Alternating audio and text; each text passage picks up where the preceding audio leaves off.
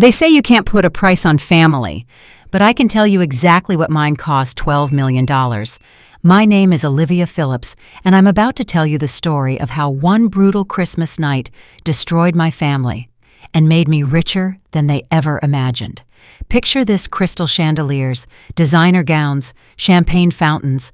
My father's luxury Christmas party had everything money could buy except a single ounce of love for me.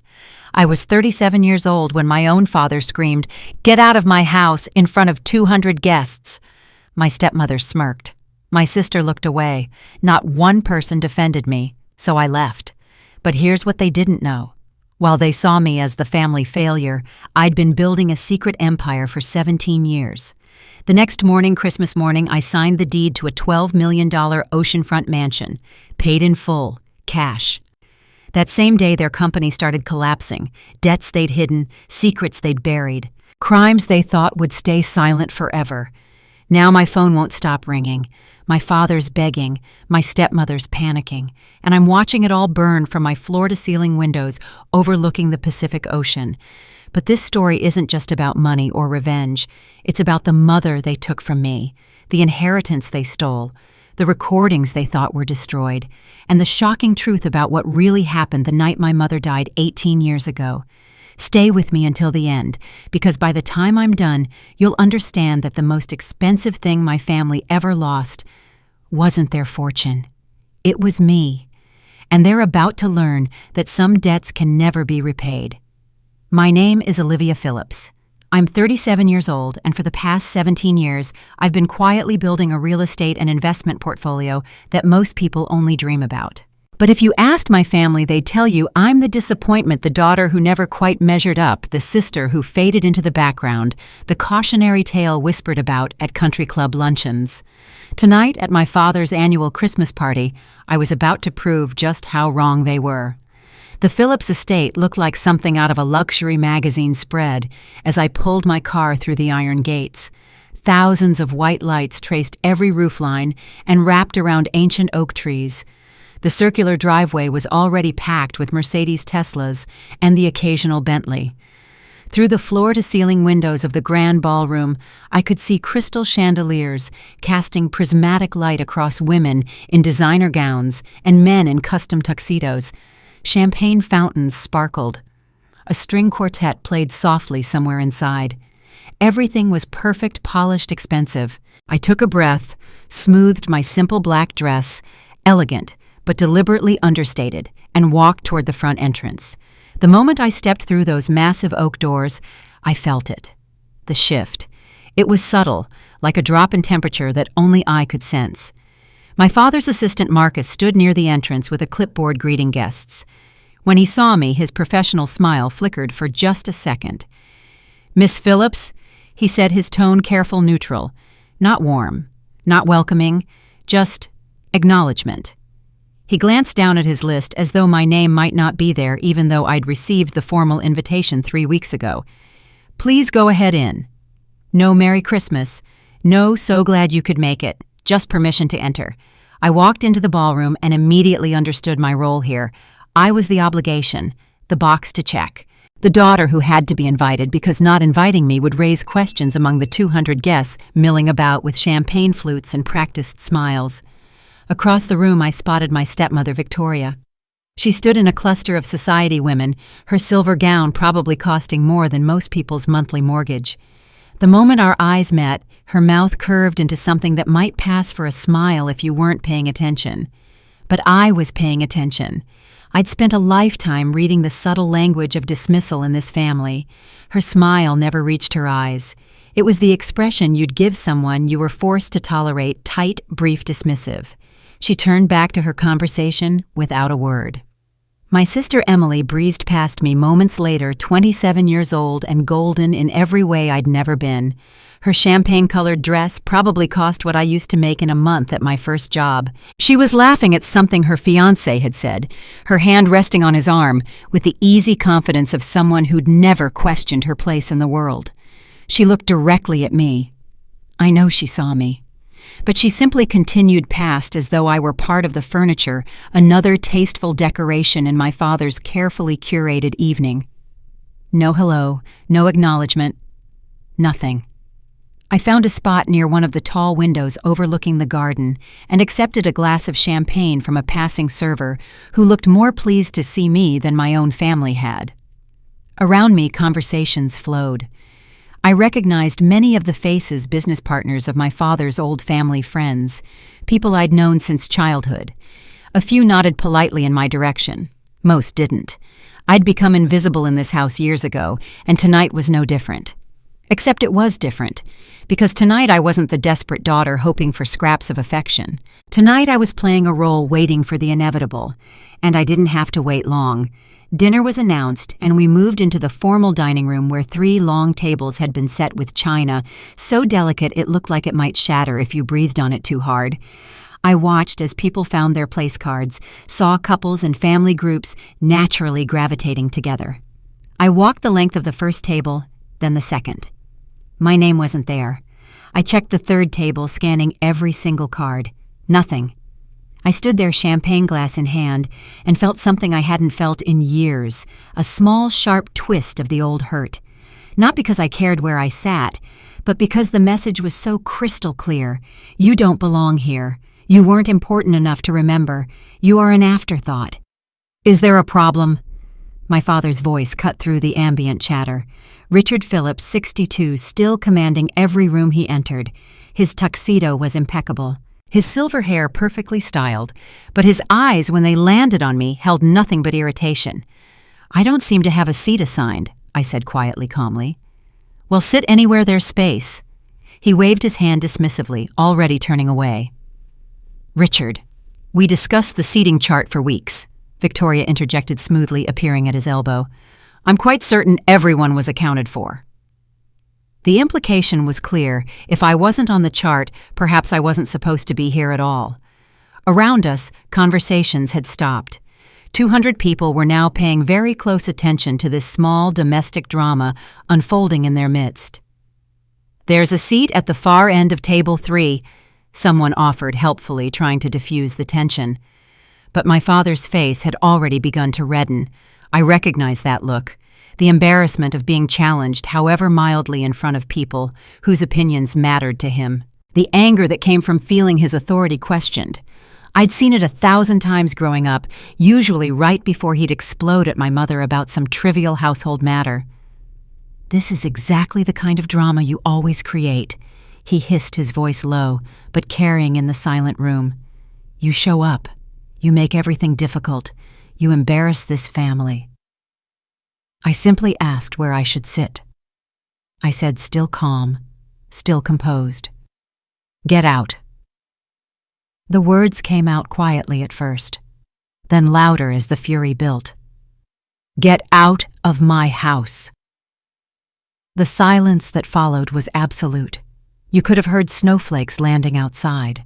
200 people held their collective breath. Forks paused midair. Crystal glasses stopped halfway to lips. Everyone stared. No one spoke. No one defended me. Victoria's smirk was barely concealed now. Emily studied her plate with sudden, intense fascination, her face flushed. The guest looked away, embarrassed for me, but not embarrassed enough to say a single word on my behalf. I stood there for one long moment, letting it all wash over me. The humiliation they expected me to feel, the tears they expected me to cry, the begging they expected me to do. Then I set down my champagne glass with a soft click against the nearest table. I picked up my coat from where I'd draped it over a chair, and I looked my father directly in the eye. I didn't say a word. I didn't need to. My silence said everything. I walked toward the door with my head high, my steps measured and unhurried. Behind me, I heard the first whisper, then another, the murmur of 200 people trying to process what they'd just witnessed. The cold night air hit my face as I stepped outside, snowflakes already beginning to fall and catch in my hair. I walked down those perfect stone steps across the perfect driveway toward my car. And that's when it happened. The smile. Small at first, then growing, because they had no idea, not one of them, that I'd been waiting for this moment for years. They'd just given me exactly what I needed. The final cut, the last humiliation, the definitive proof that I owed this family absolutely nothing. I pulled out my phone as I reached my car and sent a single text message to my attorney: "Proceed with everything, tomorrow morning." Then I drove away from the Phillips estate for what I knew would be the last time as the unwanted daughter. Tomorrow, I'd return as something else entirely. The streets of my hometown looked different through the gentle curtain of falling snow. Or maybe I was the one who had changed. I drove slowly, deliberately, watching the familiar landmarks pass by the country club, where I'd learned to swim the park, where Emily and I had played as children, before everything shifted, the old church where my mother's funeral had been held 18 years ago. Christmas lights twinkled in windows of houses I'd known my entire life. Families were probably gathering inside right now, laughing, sharing meals, creating the kinds of memories that would be recounted fondly for years to come. Once upon a time, I'd wanted that. I'd wanted to belong to the warmth behind those windows, to be part of something that felt like love. But as I drove, memories surfaced, like ghosts, materializing in the passenger seat beside me. I remembered being 7 years old on Christmas morning, racing downstairs with Emily. She was just a toddler, then barely walking. Under the tree, there had been mountains of presents wrapped in expensive paper. Emily's pile had been enormous even at 2 years old. Mine had been smaller. Not terrible, not nothing, but noticeably less. I'd tried not to notice. I'd tried to be grateful, to smile, to pretend it didn't hurt. "Olivia's older," I'd heard Victoria tell my father later that day. "She doesn't need as much. She should be learning not to be so materialistic anyway." I was 7, Emily was 2, but somehow I was the one who needed to learn lessons about gratitude and materialism. I remembered the year I was 12 when I'd saved my allowance for 3 months to buy my father an expensive book. I knew he wanted a first edition of something by Hemingway. I'd wrapped it carefully, written a card in my best handwriting. He'd opened it, nodded once, and set it aside. Emily had given him a crayon drawing she'd made that morning, and he'd pinned it to his office wall, beaming, calling her his little artist. The book had ended up on a shelf, somewhere still in its wrapping paper. I'd seen it there months later, never opened. I remembered high school graduation when I'd been valedictorian. I'd written a speech I was proud of, practiced it for weeks. My father had arrived late, taken a phone call during the ceremony, and left immediately after without staying for pictures. Emily had a dance recital the same weekend, a small local performance where she was one of 20 girls on stage, and he'd attended both shows, filming everything, posting photos with proud captions about his talented daughter. Singular, daughter, as if he only had one. The pattern had been there all along, woven through every holiday, every milestone, every ordinary Tuesday. I'd been trained from childhood to accept less, expect less, be grateful for scraps of attention, while Emily received feasts of affection. And for the longest time I'd believed what they wanted me to believe, that something was wrong with me, that I was difficult, ungrateful, somehow fundamentally unworthy of the love they gave so freely to everyone else. But somewhere along the way, I'd stopped believing it.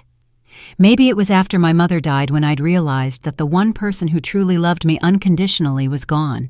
Maybe it was when I'd put myself through graduate school without a cent from my father, who'd paid for Emily's entire education, plus her apartment, her car, her finding herself trip to Europe. Maybe it was the first time I'd made a successful investment and realized I was good at something, talented, at something capable of building something entirely my own. The sadness had burned away over the years, replaced by something harder, clearer. Not bitterness exactly, more like clarity. I saw them all for what they were, and I'd stopped needing their approval. My phone rang, interrupting my thoughts. The dashboard display showed Bernard Chen, attorney. I smiled and answered. "Bernard, tell me you have good news." "The Harbor Point acquisition is complete." His voice was crisp, professional. "The seller accepted our final offer. All due diligence came back clean. We're ready to close next week if you want to accelerate the timeline." Harbor Point, a struggling but beautifully located marina property with enormous development potential. I'd been watching it for 2 years, waiting for the right moment to strike. What's the total investment looking like? $4.2 million including renovation costs. But the conservative projection has it valued at $8 to $9 million within 18 months once the rezoning goes through. And the rezoning? City Council votes next month. Our contact says it's virtually guaranteed. Bernard paused. The environmental study also came back favorable. We could break ground by spring. I merged onto the highway snowflakes swirling in my headlights. Move the Caldwell portfolio funds to cover it. Liquidate the Denver property if we need additional cash flow. I want this closed before year-end for tax purposes. Already drafted the transfer orders. Just need your signature. There was approval in his voice. Bernard had been my attorney for 12 years, had watched me build my empire from a single modest real estate investment into a diversified portfolio that would make my father's head spin. You know, Olivia, when you first came to my office with $25,000 and a business plan written on legal pads, I had my doubts. And now I tell young investors that the smartest money I ever saw came from a young woman who learned to trust herself more than she trusted her family's opinion of her. He cleared his throat. Speaking of which, the Phillips Industries audit, we've been monitoring their third quarter numbers just posted. It's worse than we thought. They're bleeding cash. How bad? Bad enough that bankruptcy isn't out of the question if they don't make some major changes soon. That acquisition your sister spearheaded for her fashion line, it's hemorrhaging about $200,000 a month. I should have felt satisfaction at that news. Instead, I felt nothing. Just a kind of distant acknowledgement, like reading about strangers in the newspaper. Keep monitoring it, I said, but at a distance. I don't want any appearance that I'm involved. Understood. I'll send over the Harbor Point papers tomorrow. We ended the call just as another notification chimed. A text message appeared on my dashboard screen, and my smile widened as I read it. Your 12M Oceanfront property deed is ready for signing tomorrow morning. Congratulations, Ms. Phillips. All documentation prepared per your specifications. See you at 9 a.m. Jennifer Markham, Coastal Premier Real Estate. $12 million, paid in full, cash. The mansion I'd been planning to buy for the past 8 months was finally, officially, almost mine. I'd toured the property 6 times, had it inspected down to the foundation, negotiated the price down from $14 million by being patient and strategic. The timing had worked out perfectly, almost too perfectly. Tomorrow morning, less than 12 hours after being thrown out of my father's house like unwanted trash, I would be signing papers on a property that cost more than his entire net worth. The symmetry was beautiful. I hadn't planned it this way, not exactly, but I'd been preparing for the moment when I'd need to cut ties completely, building my resources, strengthening my independence, making sure that when the final break came, and I'd always known it would come, I'd be ready to walk away without looking back. They'd given me that gift tonight, the public humiliation, the definitive rejection, the proof that I'd never matter to them. It had freed me from the last threads of obligation, the last whispers of hope that maybe somehow things could be different. I glanced in my rearview mirror to change lanes and noticed something odd. A black sedan several cars back had been behind me for the past 15 minutes. I took the next exit, not my planned route, and watched. The sedan followed. I turned left at a light, then right at the next intersection. The sedan maintained its distance but stayed with me. Someone was following me. The question was who and why I'd lost the black sedan somewhere around midnight after taking a deliberately complicated route through 3 different neighborhoods. Whoever had been following me either gave up or was better at surveillance than I gave them credit for. Either way, I'd made it home to my temporary apartment without incident, barely slept, and now found myself driving north along the Pacific Coast Highway as dawn broke over the ocean. The address Jennifer Markham had given me led to a gated community that didn't advertise its existence. No signs on the highway, no flashy entrance markers, just a discreet turnoff that looked like a private driveway, a simple gate with an intercom, and beyond it, a winding road that disappeared into coastal forest. I gave my name, the gate opened silently, and I drove through into a different world. The houses here weren't just expensive, they were statements. Each property sat on multiple acres positioned to maximize privacy and ocean views.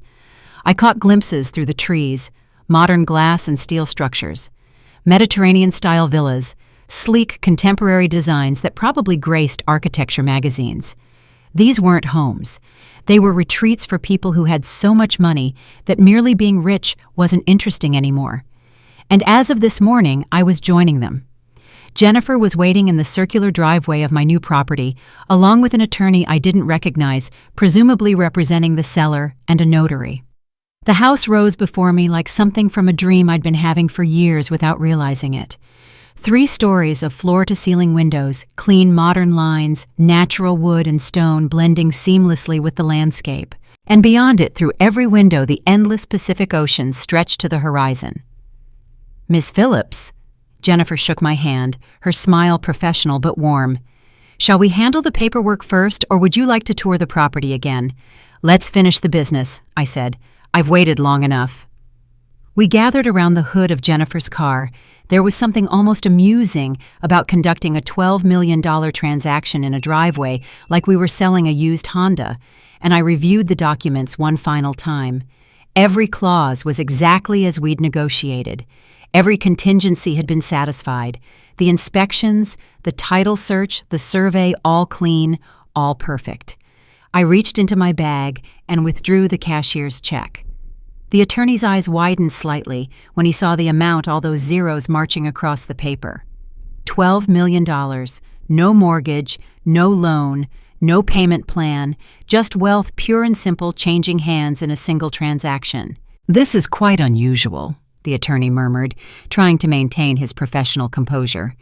"Most properties in this price range involve more complex financing arrangements." "I prefer simplicity," I said, signing my name across the bottom of the deed. My hand was steady.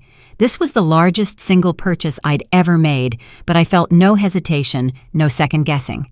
This was right. This was mine. Jennifer handed me a set of keys, and just like that, I owned a mansion that cost more than my father's entire estate. The irony wasn't lost on me. Less than 12 hours ago, I'd been told to get out of his house. Now I had one that made his look like a cottage. "Congratulations," Jennifer said, and this time her smile was genuine. "You're going to love it here. The community is very private, very respectful. You'll have the peace you're looking for." Peace.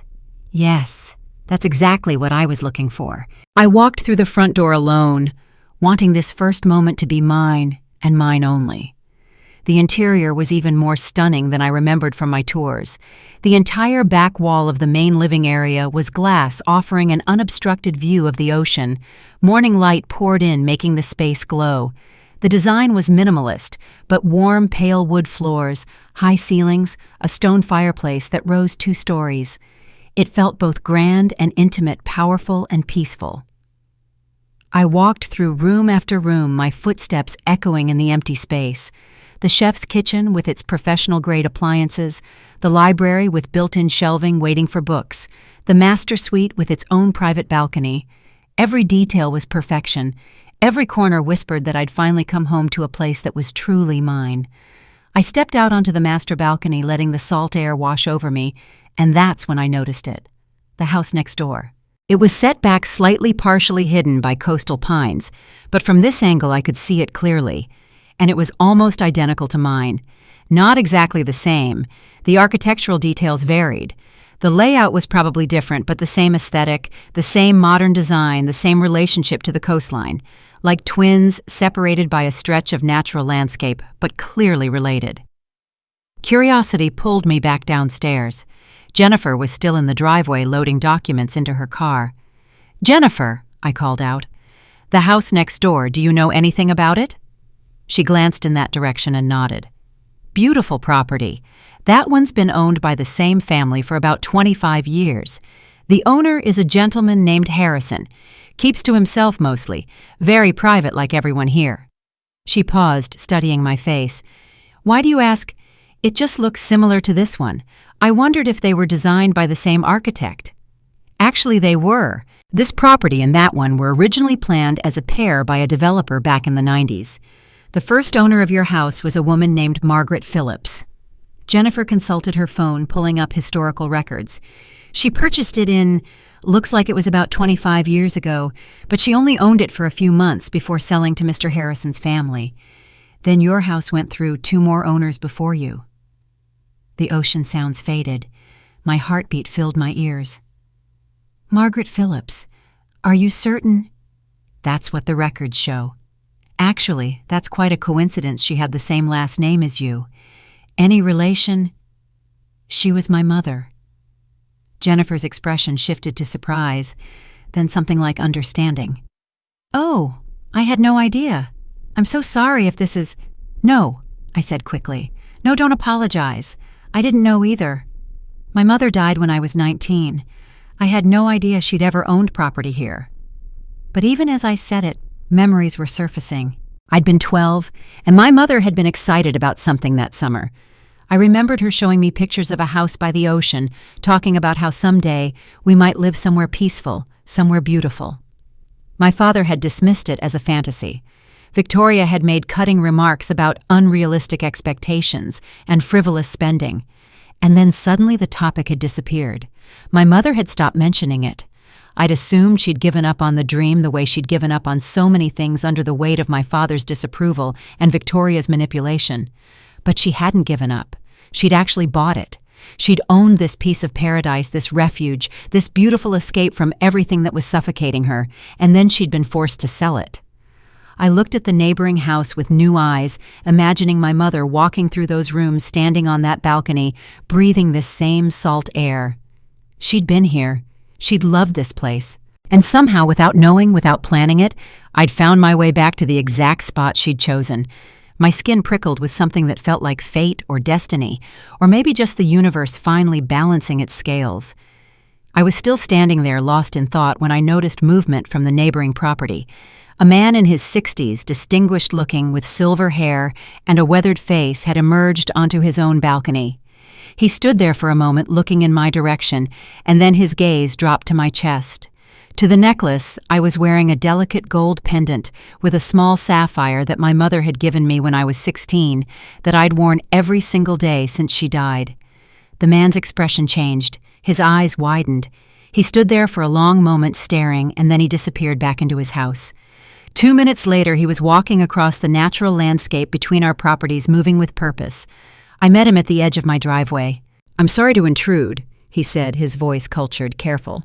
"I'm Robert Harrison. I live next door, and I have to ask, that necklace you're wearing, where did you get it?" My hand moved instinctively to the pendant. It was my mother's. She gave it to me before she died. "Your mother's name was Margaret—" "Yes, Margaret Phillips." Something that looked like relief crossed his face, mixed with sadness, mixed with something I couldn't quite identify. "I've been waiting for you," he said quietly. "For 25 years, I've been waiting for you to come back." "I don't understand." He reached into his jacket pocket and withdrew a sealed envelope, yellowed slightly with age, but still intact. My mother's handwriting across the front, unmistakable even after all these years. "For my daughter when she's ready." "Your mother asked me to do something before she sold me this house," Mr. Harrison said, placing the envelope in my hands. "She said that someday a woman wearing this necklace would return to this place, and when she did, I was to give her this. She said you would know when the time was right." My hands trembled as I turned the envelope over. It was sealed with wax, old-fashioned and formal. Inside, I could feel something small and metal, along with what felt like a folded piece of paper. I broke the seal carefully, almost reverently.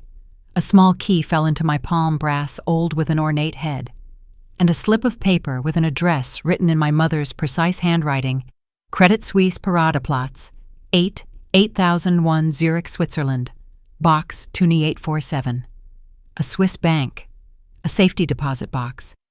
A key that my mother had hidden away 25 years ago, waiting for me to find it. I looked up at Mr. Harrison, then at the house that had once been my mother's dream, then back at the key in my palm. "What were you preparing for, Mom?" I whispered. I sat alone in my new mansion that night, the key from Switzerland resting in my palm, and let myself drift back through memories I'd spent years trying to keep locked away. The past had a way of demanding attention when you stopped running from it. My mother had been the center of my world when I was young. Margaret Phillips, with her soft voice and gentle hands, who read to me every night and taught me to see beauty in ordinary things. She collected sea glass on our rare trips to the beach. She hummed while cooking dinner.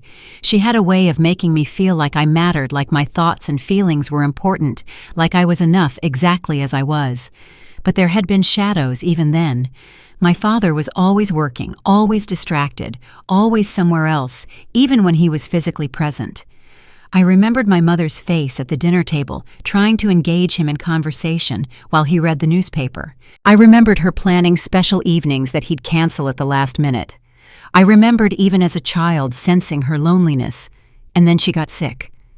I was 19, home from my first year of college when the diagnosis came. Pancreatic cancer, stage 4, inoperable. 6 months, maybe less. I watched my vibrant mother fade week by week, her skin going pale, her energy draining away, her light dimming. She died on a Tuesday in April. I was holding her hand. 2 years later, my father married Victoria.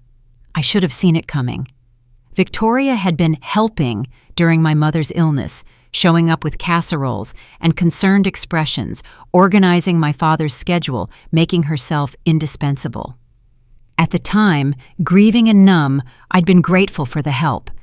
I didn't realize I was watching someone position herself to take my mother's place before the body was even cold. The wedding was small, tasteful, depressingly quick. I was 21, still in college, still raw with grief. Victoria moved into my childhood home, began rearranging furniture, redecorating rooms, erasing every trace of my mother with ruthless efficiency. Within 6 months, you'd never know Margaret Phillips had existed. Emily was born a year after the wedding, and that's when I truly became invisible. A baby needs attention, of course. I understood that. But it wasn't just about the natural demands of an infant. It was the way Victoria orchestrated everything to ensure Emily became the center of our family universe, while I was pushed further and further to the margins. Every family dinner became about Emily's latest accomplishment, even when those accomplishments were things like learning to use a spoon. Every photo on the mantel was Emily. Every conversation revolved around Emily's needs, Emily's schedule, Emily's preferences. I was given new responsibilities. Babysitting naturally because family helps family. Isa. Household chores that had previously been shared became primarily mine because Victoria was overwhelmed with the baby and my father was providing for the family. When I came home for winter break during my junior year, I found my childhood bedroom had been converted into a nursery for Emily. My things had been boxed up and moved to the basement guest room. "You're in college now," Victoria said with a smile that didn't reach her eyes. "You don't really live here anymore. It makes more sense for Emily to have the bigger room." I was paying for college myself, working 2 jobs, taking out loans because my father insisted I needed to learn independence and appreciate the value of hard work. Meanwhile, he was already setting up a college fund for Emily that would cover any school she wanted to attend, plus living expenses, plus a car. I remember my college graduation.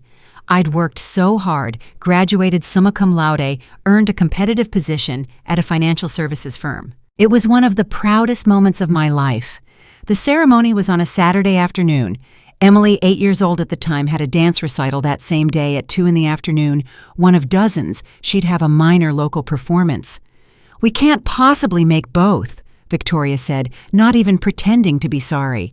"Emily's recital is at 2, and she's been practicing for months. She'll be devastated if we're not there. Surely you understand, Olivia. You're an adult now.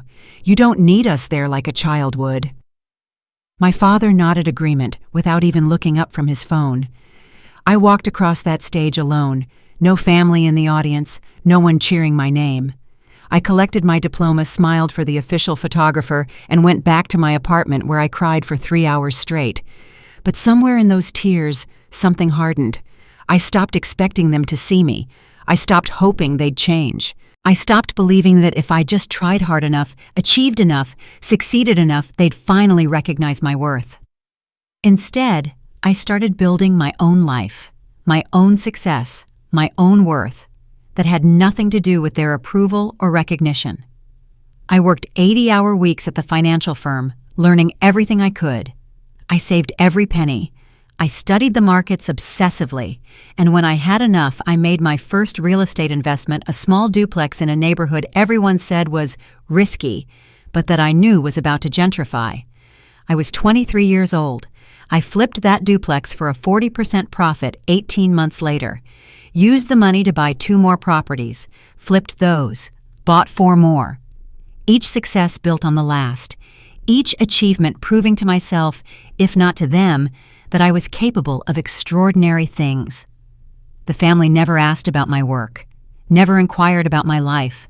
I'd come home for obligatory holidays and sit at that far end of the table listening to them discuss Emily's college applications, Emily's boyfriend, Emily's career aspirations, Emily's everything. I'd learn to smile and nod and contribute nothing because anything I said was either ignored or somehow turned into a criticism of my attitude. I sent money home twice during those years. Once when Victoria called saying they were having unexpected financial difficulties and needed help with household expenses. Once when my father claimed the business was struggling and he might have to let employees go. Both times I wired thousands of dollars I could barely afford. Both times I later discovered through social media that they'd taken a luxury vacation within weeks of my loan that was never repaid or even acknowledged. They saw me as a resource to exploit, not a daughter to love. But through it all, I wore my mother's necklace. Every single day, the weight of it against my chest reminded me that once someone had loved me unconditionally. Once I had mattered to someone. The memory surfaced suddenly sharp and clear.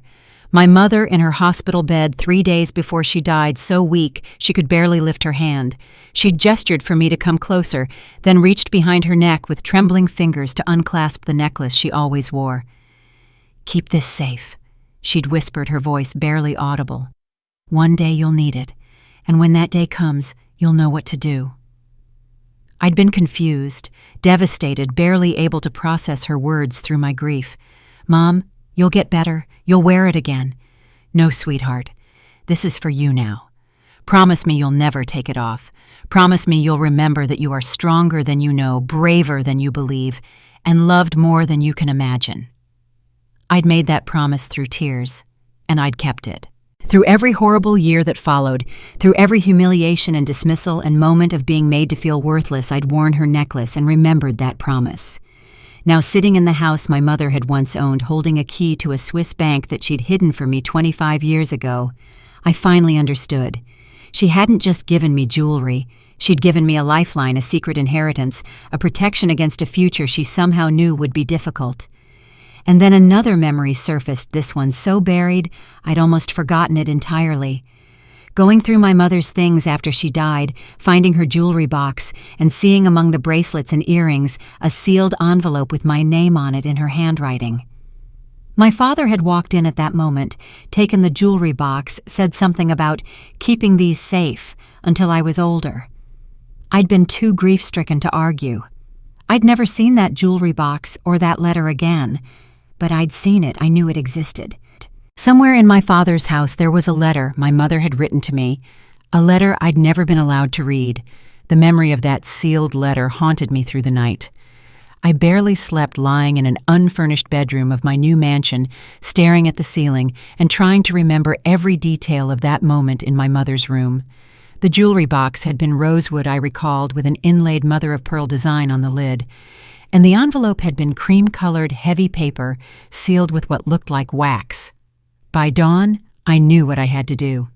I'd kept a small memory box over the years, moving it from apartment to apartment, never quite able to throw it away, even when I told myself I should let go of the past. It was a simple wooden box, nothing fancy, containing things too precious to discard, but too painful to look at regularly. My mother's favorite bookmark, a pressed flower from her garden, photographs from before everything fell apart. I retrieved it from where I'd packed it in one of the boxes that had been delivered yesterday. My hands trembled slightly as I lifted the lid, and the familiar scent of old paper and faded perfume wafted up. I carefully removed the photographs on top my mother and me at the beach at my 8th grade graduation, laughing over some forgotten joke. Beneath them were more layers of memory, each one a small wound that had never quite healed. And there at the very bottom, pressed flat under the weight of years, was an envelope I'd forgotten I had. Cream-colored paper, heavy stock, and in my mother's unmistakable handwriting, "Olivia, when you're ready." My breath caught. I must have taken this from the jewelry box in those confused days after her death, slipped it into my own keepsakes without my father seeing. Or maybe my mother had hidden it here herself, knowing I'd kept this box in my room, knowing I'd eventually find it. Either way, here it was, waiting. The wax seal had cracked slightly over the years, but the envelope had never been opened. I slid my finger under the flap carefully, reverently, and removed 2 sheets of paper covered in my mother's handwriting. The letters were shakier than her usual elegant script. This had been written in her final days, when even holding a pen required effort she barely had. "My dearest Olivia," it began, and I had to pause, blinking back tears before I could continue reading. "If you're reading this, I am gone, and you are alone with them. I'm so sorry, sweetheart. I tried so hard to protect you, to change things, to make him see the truth before it was too late. But I failed in that. The cancer is taking me faster than I hoped, and there are things I won't have time to do, battles I won't be here to fight for you." Her words continued, each line more urgent than the last. "I discovered something terrible about our family, about the company, about people I thought I knew. Money has been moving in ways it shouldn't. Documents have been altered. I found evidence of financial crimes that could destroy everything, or could be used to hurt you, to take what's rightfully yours. There are people you think you can trust, but you cannot. There are people who smile while planning to betray you." I thought of Victoria appearing with casseroles and concerned smiles during my mother's illness, positioning herself like a vulture waiting for death. The letter continued, "I've left you protection. Real protection, not just words or wishes, but you must be strong enough to claim it. You must be ready to see the truth about your father, about our marriage, about the life I tried to shield you from. He isn't evil, Olivia, but he is weak. And weakness in a man with power is perhaps more dangerous than malice, because weak men can be manipulated by those who are truly ruthless." My mother had never spoken to me this way when she was alive. She'd been gentle, soft-spoken, careful. But here, in what she knew were her final words to me, she was something else entirely. A warrior, a strategist, a mother preparing her daughter for war. "There is someone who can be trusted," she wrote, "though I cannot name them here in case this letter falls into the wrong hands. When the time comes, they will find you.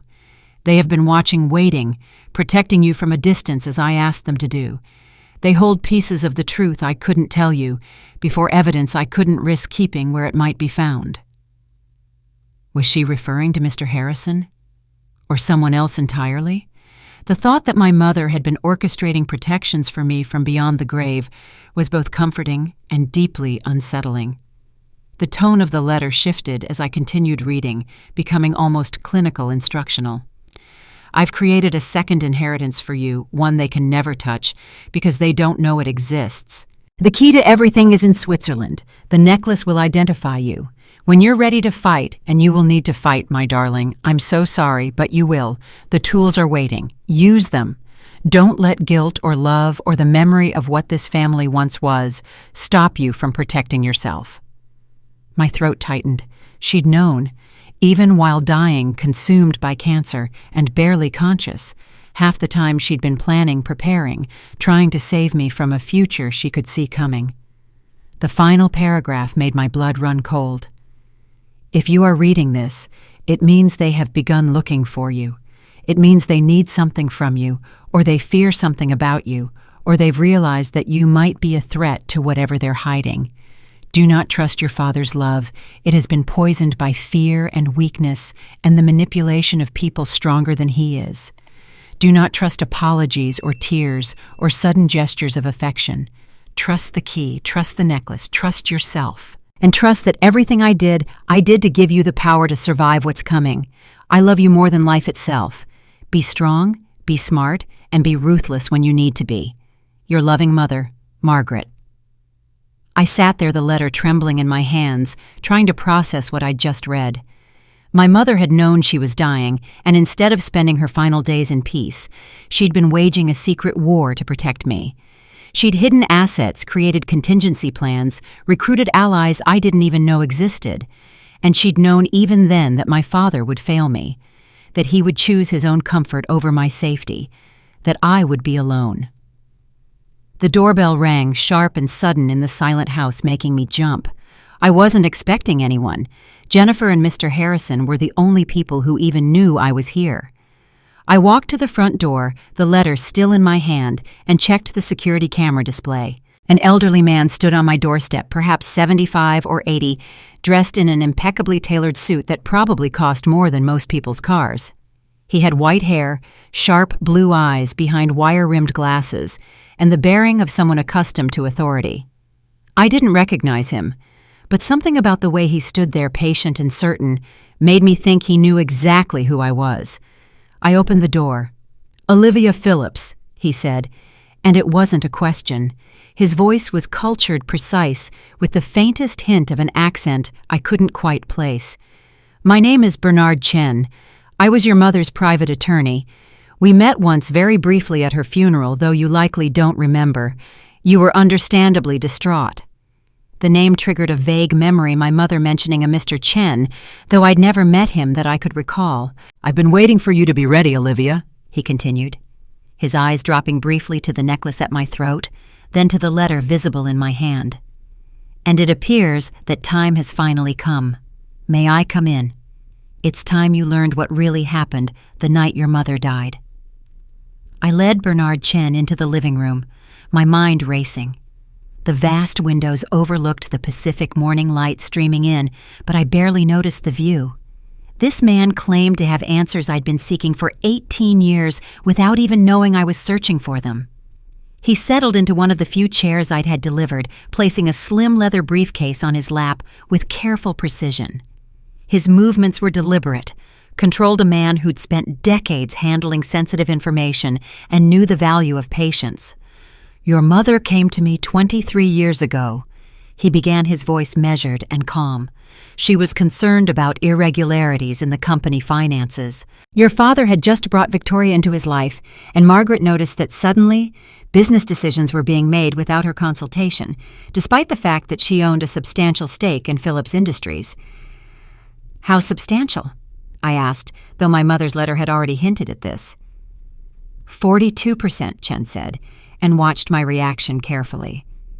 "Your mother inherited it from her family. The Ashfords were one of the original investors when your father started the company. She wasn't just the wife of the CEO, Olivia. She was the majority shareholder. Your father held 35%. The remaining shares were distributed among minor investors and board members, which means your mother had controlling interest." I felt the floor shift beneath me. My mother had owned the company all those years of watching my father act like the sole proprietor, the king of his domain, and my mother had actually held the power.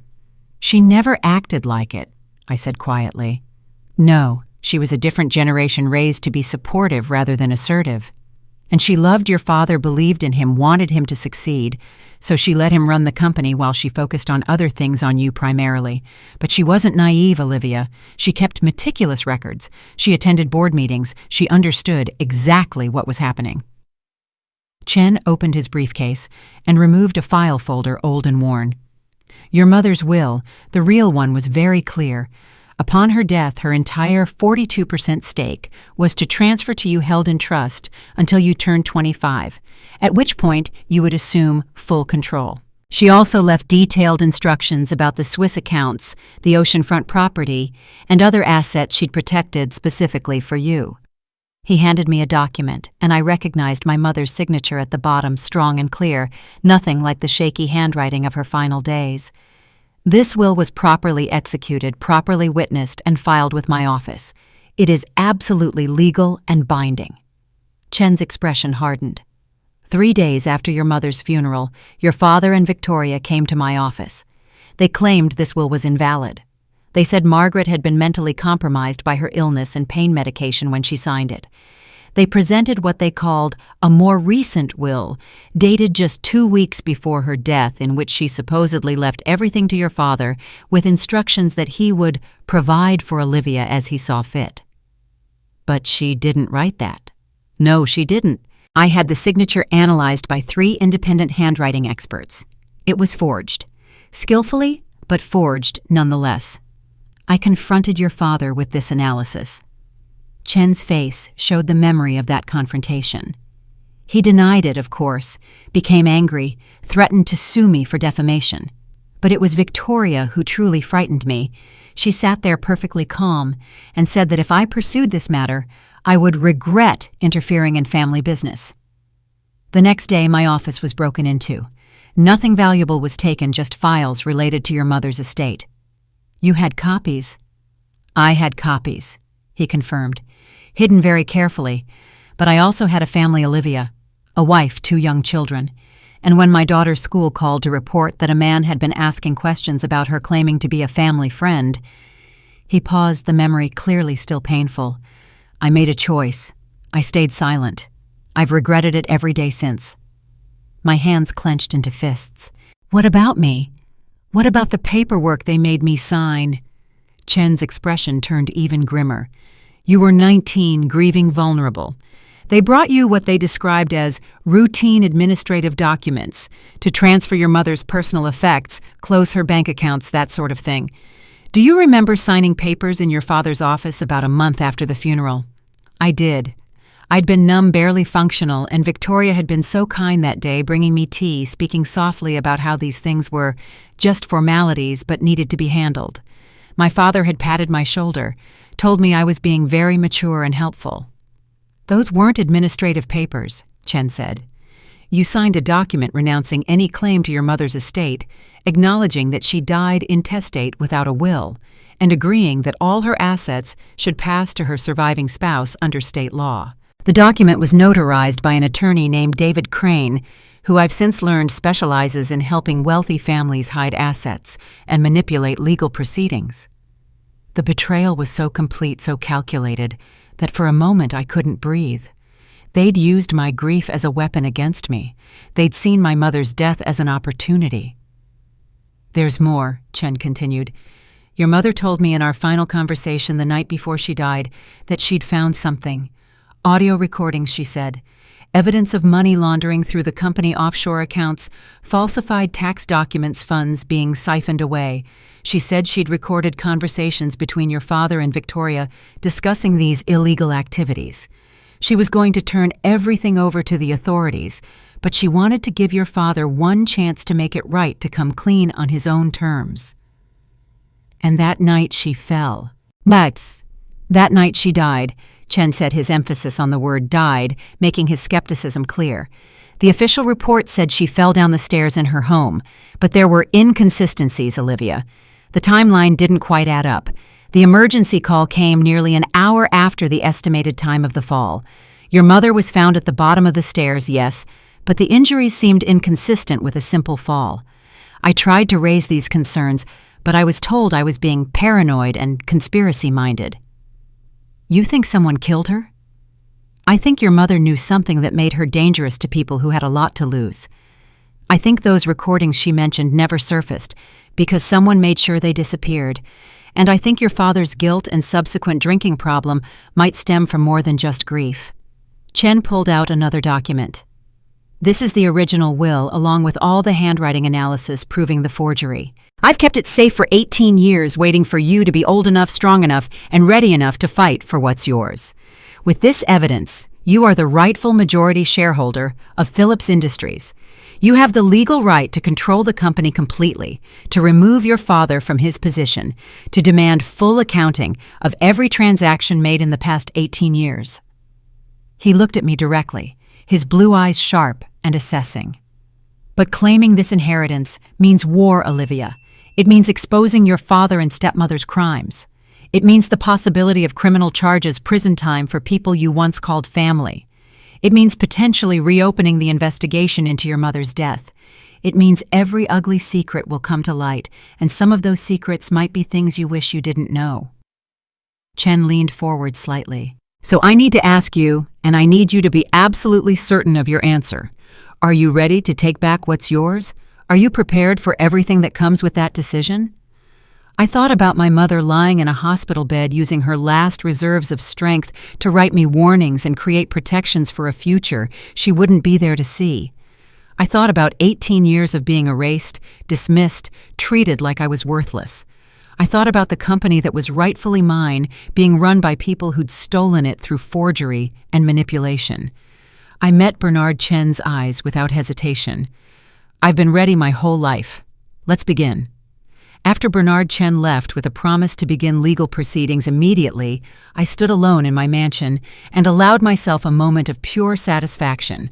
They thought I needed what they'd stolen. They thought I was vulnerable, powerless, desperate.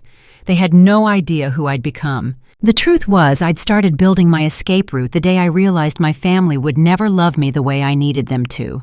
I just hadn't known that's what I was doing at the time. It began when I was 20 years old, shortly after my mother's funeral. I'd been going through her things one final time before Victoria threw everything away, and I'd found a small envelope tucked inside one of my mother's favorite books. Inside was a cashier's check for $25,000 and a note in her handwriting. "For Olivia to start your real life. Don't tell your father. Love, Mom." $25,000. It wasn't a fortune, but it was more money than I'd ever had at once. My father had made it clear he wouldn't be paying for my remaining years of college, said I needed to learn responsibility. I was working 2 jobs, taking out loans, barely sleeping. That money could have made everything easier. But something in my mother's note, "to start your real life," made me think differently. She hadn't written for college or for expenses. She'd written, "to start your real life," as if college, my current struggles, all of it was just preparation for something bigger. So I made a decision that changed everything. I kept working those 2 jobs, I kept taking out loans, and I took my mother's $25,000 and walked into an investment firm where I'd been interning part-time. That's where I met Samuel Brooks. Samuel was 73 years old, a retired investor who came in twice a week to mentor young analysts. Most of my colleagues dismissed him as an old man living in the past, but I saw something different. I saw someone who'd survived multiple market crashes, who'd built wealth slowly and carefully, who understood that real investing wasn't about getting rich quick. It was about patience, research, and buying value when everyone else was panicking. I asked him to teach me. He said no 3 times before finally agreeing, probably just to get me to stop pestering him. But once he started, he was relentless. He taught me to read financial statements, to understand business models, to recognize when a company was genuinely undervalued versus just cheap for good reasons. He taught me that the best investments made you uncomfortable at first, that going against the crowd required courage, and that emotional discipline was more valuable than intelligence. "The market," he told me once, "is a mechanism for transferring money from the impatient to the patient." I became very, very patient. My first investment was a small duplex in a coastal neighborhood that everyone said was declining. But I'd done my research. I'd studied zoning plans, talked to city planners, walked the streets at different times of day. I saw what others didn't. The neighborhood was about to turn around. Young families were starting to move in. New businesses were opening. The decline was ending. I bought that duplex for $60,000, using my mother's $25,000 as a down payment and getting a loan for the rest. I renovated it myself on weekends, learning carpentry and plumbing from YouTube videos. 18 months later, I sold it for $95,000. After paying off the loan and renovation costs, I walked away with $48,000. I did it again and again. Each property teaching me more each sale, giving me more capital to work with. By the time I was 25, I owned 4 rental properties and had over $200,000 in equity. But real estate was just the foundation. Samuel had taught me to diversify, to look for opportunities in different sectors. I started researching biotechnology companies, particularly those working on innovative medical devices. This was the mid-2000s, and medical technology was exploding, but most of the companies were too small for institutional investors to notice. I found a tiny company developing a new type of cardiac stent. The technology was solid. The patents were strong, but they were struggling with FDA approval and running out of cash. Everyone thought they'd go bankrupt. I thought they'd succeed. I invested $15,000 when their stock was trading at $2 per share. 3 years later, they got FDA approval. The stock hit $43 per share. My $15,000 became over $300,000. I reinvested, researched, repeated. Some investments failed. I lost money on a solar panel manufacturer and a software company that never found its market. but more succeeded than failed, and the successful ones more than compensated for the losses. I learned from every mistake, celebrated every victory privately, and never ever told my family what I was doing. They saw me working long hours at the financial firm and assumed I was struggling. They saw my modest apartment and assumed I couldn't afford better. They saw me declining expensive family vacations and assumed I couldn't pay my own way. The truth was I was working those long hours to learn everything I could. I lived modestly because I was investing every spare dollar, and I declined their vacations because I didn't want to spend time with people who made me feel worthless. By 30, I had a portfolio worth over $5 million. By 35, it had grown to over $30 million. And now, at 37, my various investments, properties, and business interests totaled over $50 million. I owned 6 oceanfront properties from California to Oregon. I held significant positions in 3 publicly traded biotech companies. I managed a small private investment fund for a select group of high net worth clients who'd heard about my track record through word of mouth. I'd built an empire in silence, and my family had no idea it existed. My phone rang, pulling me from my reflections. It was Marcus Chang, my investment advisor and partner in the private fund. "Olivia, I have news. Biogenesis just accepted the acquisition offer from Johnson & Johnson. Biogenesis was one of my largest holdings, a medical device company I'd invested in 7 years ago." "What are the terms?" $68 per share, all cash. Your position is worth just over $8 million. The deal should close in 60 days. $8 million from a single investment.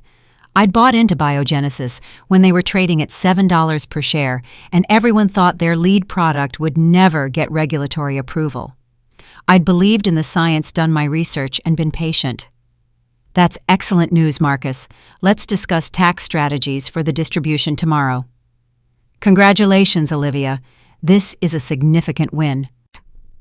I thanked him and ended the call standing at my window overlooking the Pacific. The money from Biogenesis alone was more than my father's entire personal net worth. The mansion I'd just purchased cost more than he could borrow, even if he leveraged everything he owned.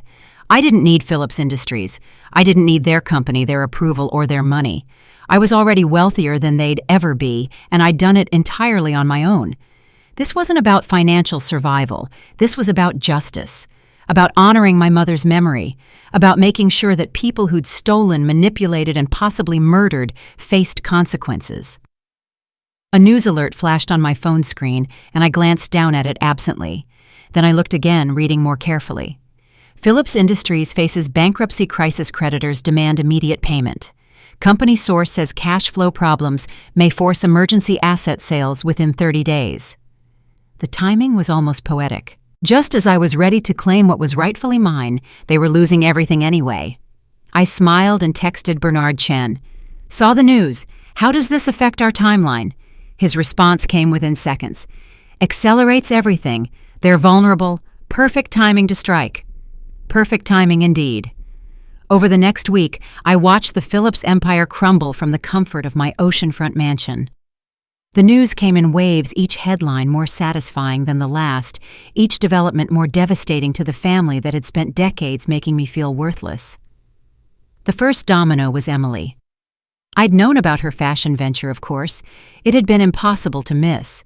She'd launched Emily Rose Collection. 2 years ago, with maximum publicity, a splashy party in Manhattan, celebrity endorsements, features in Vogue and Harper's Bazaar. Victoria had been so proud, posting constantly on social media about her daughter's entrepreneurial spirit and creative vision.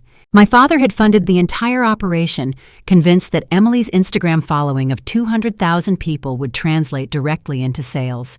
It hadn't. The business model had been doomed from the start.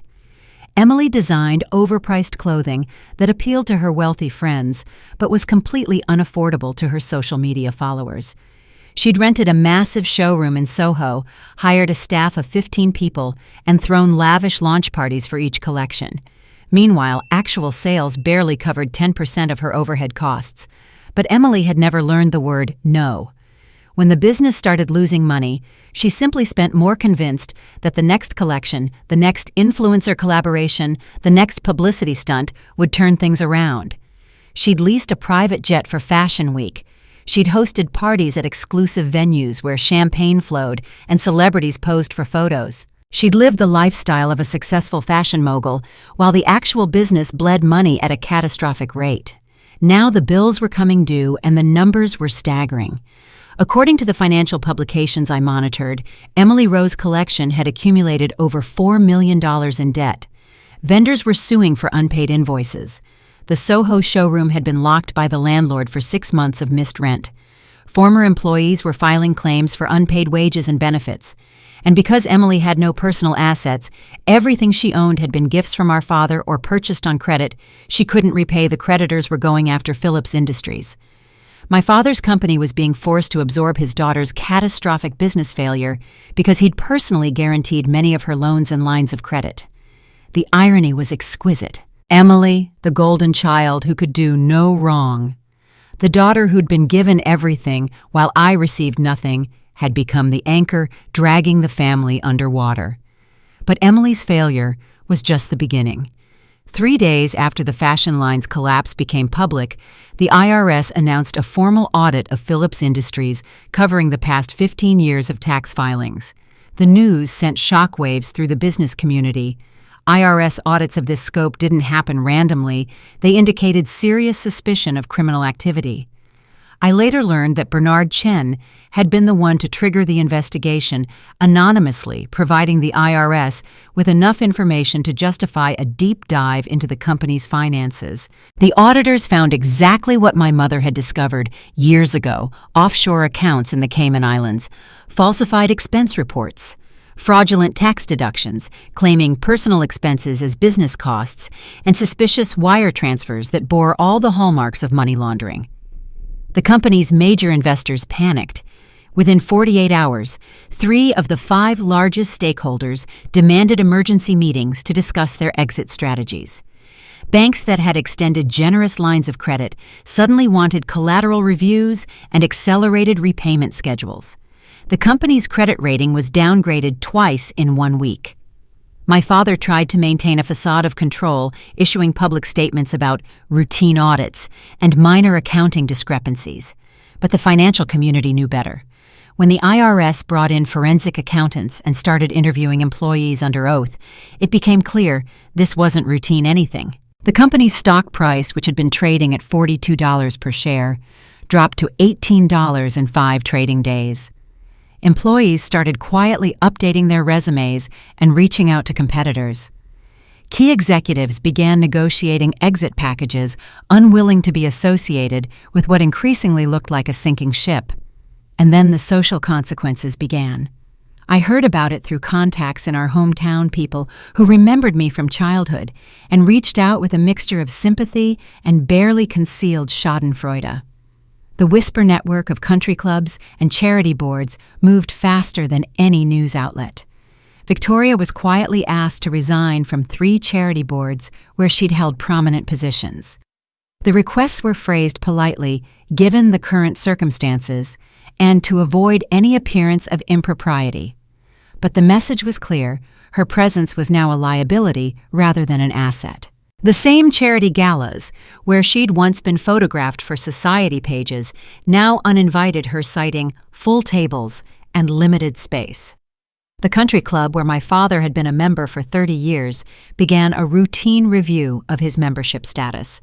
Several couples who'd been regular dinner companions suddenly had conflicts whenever Victoria tried to schedule social events. Party invitations stopped arriving. Phone calls went unreturned. My father's weekly golf foursome, a tradition that had lasted 15 years, disbanded.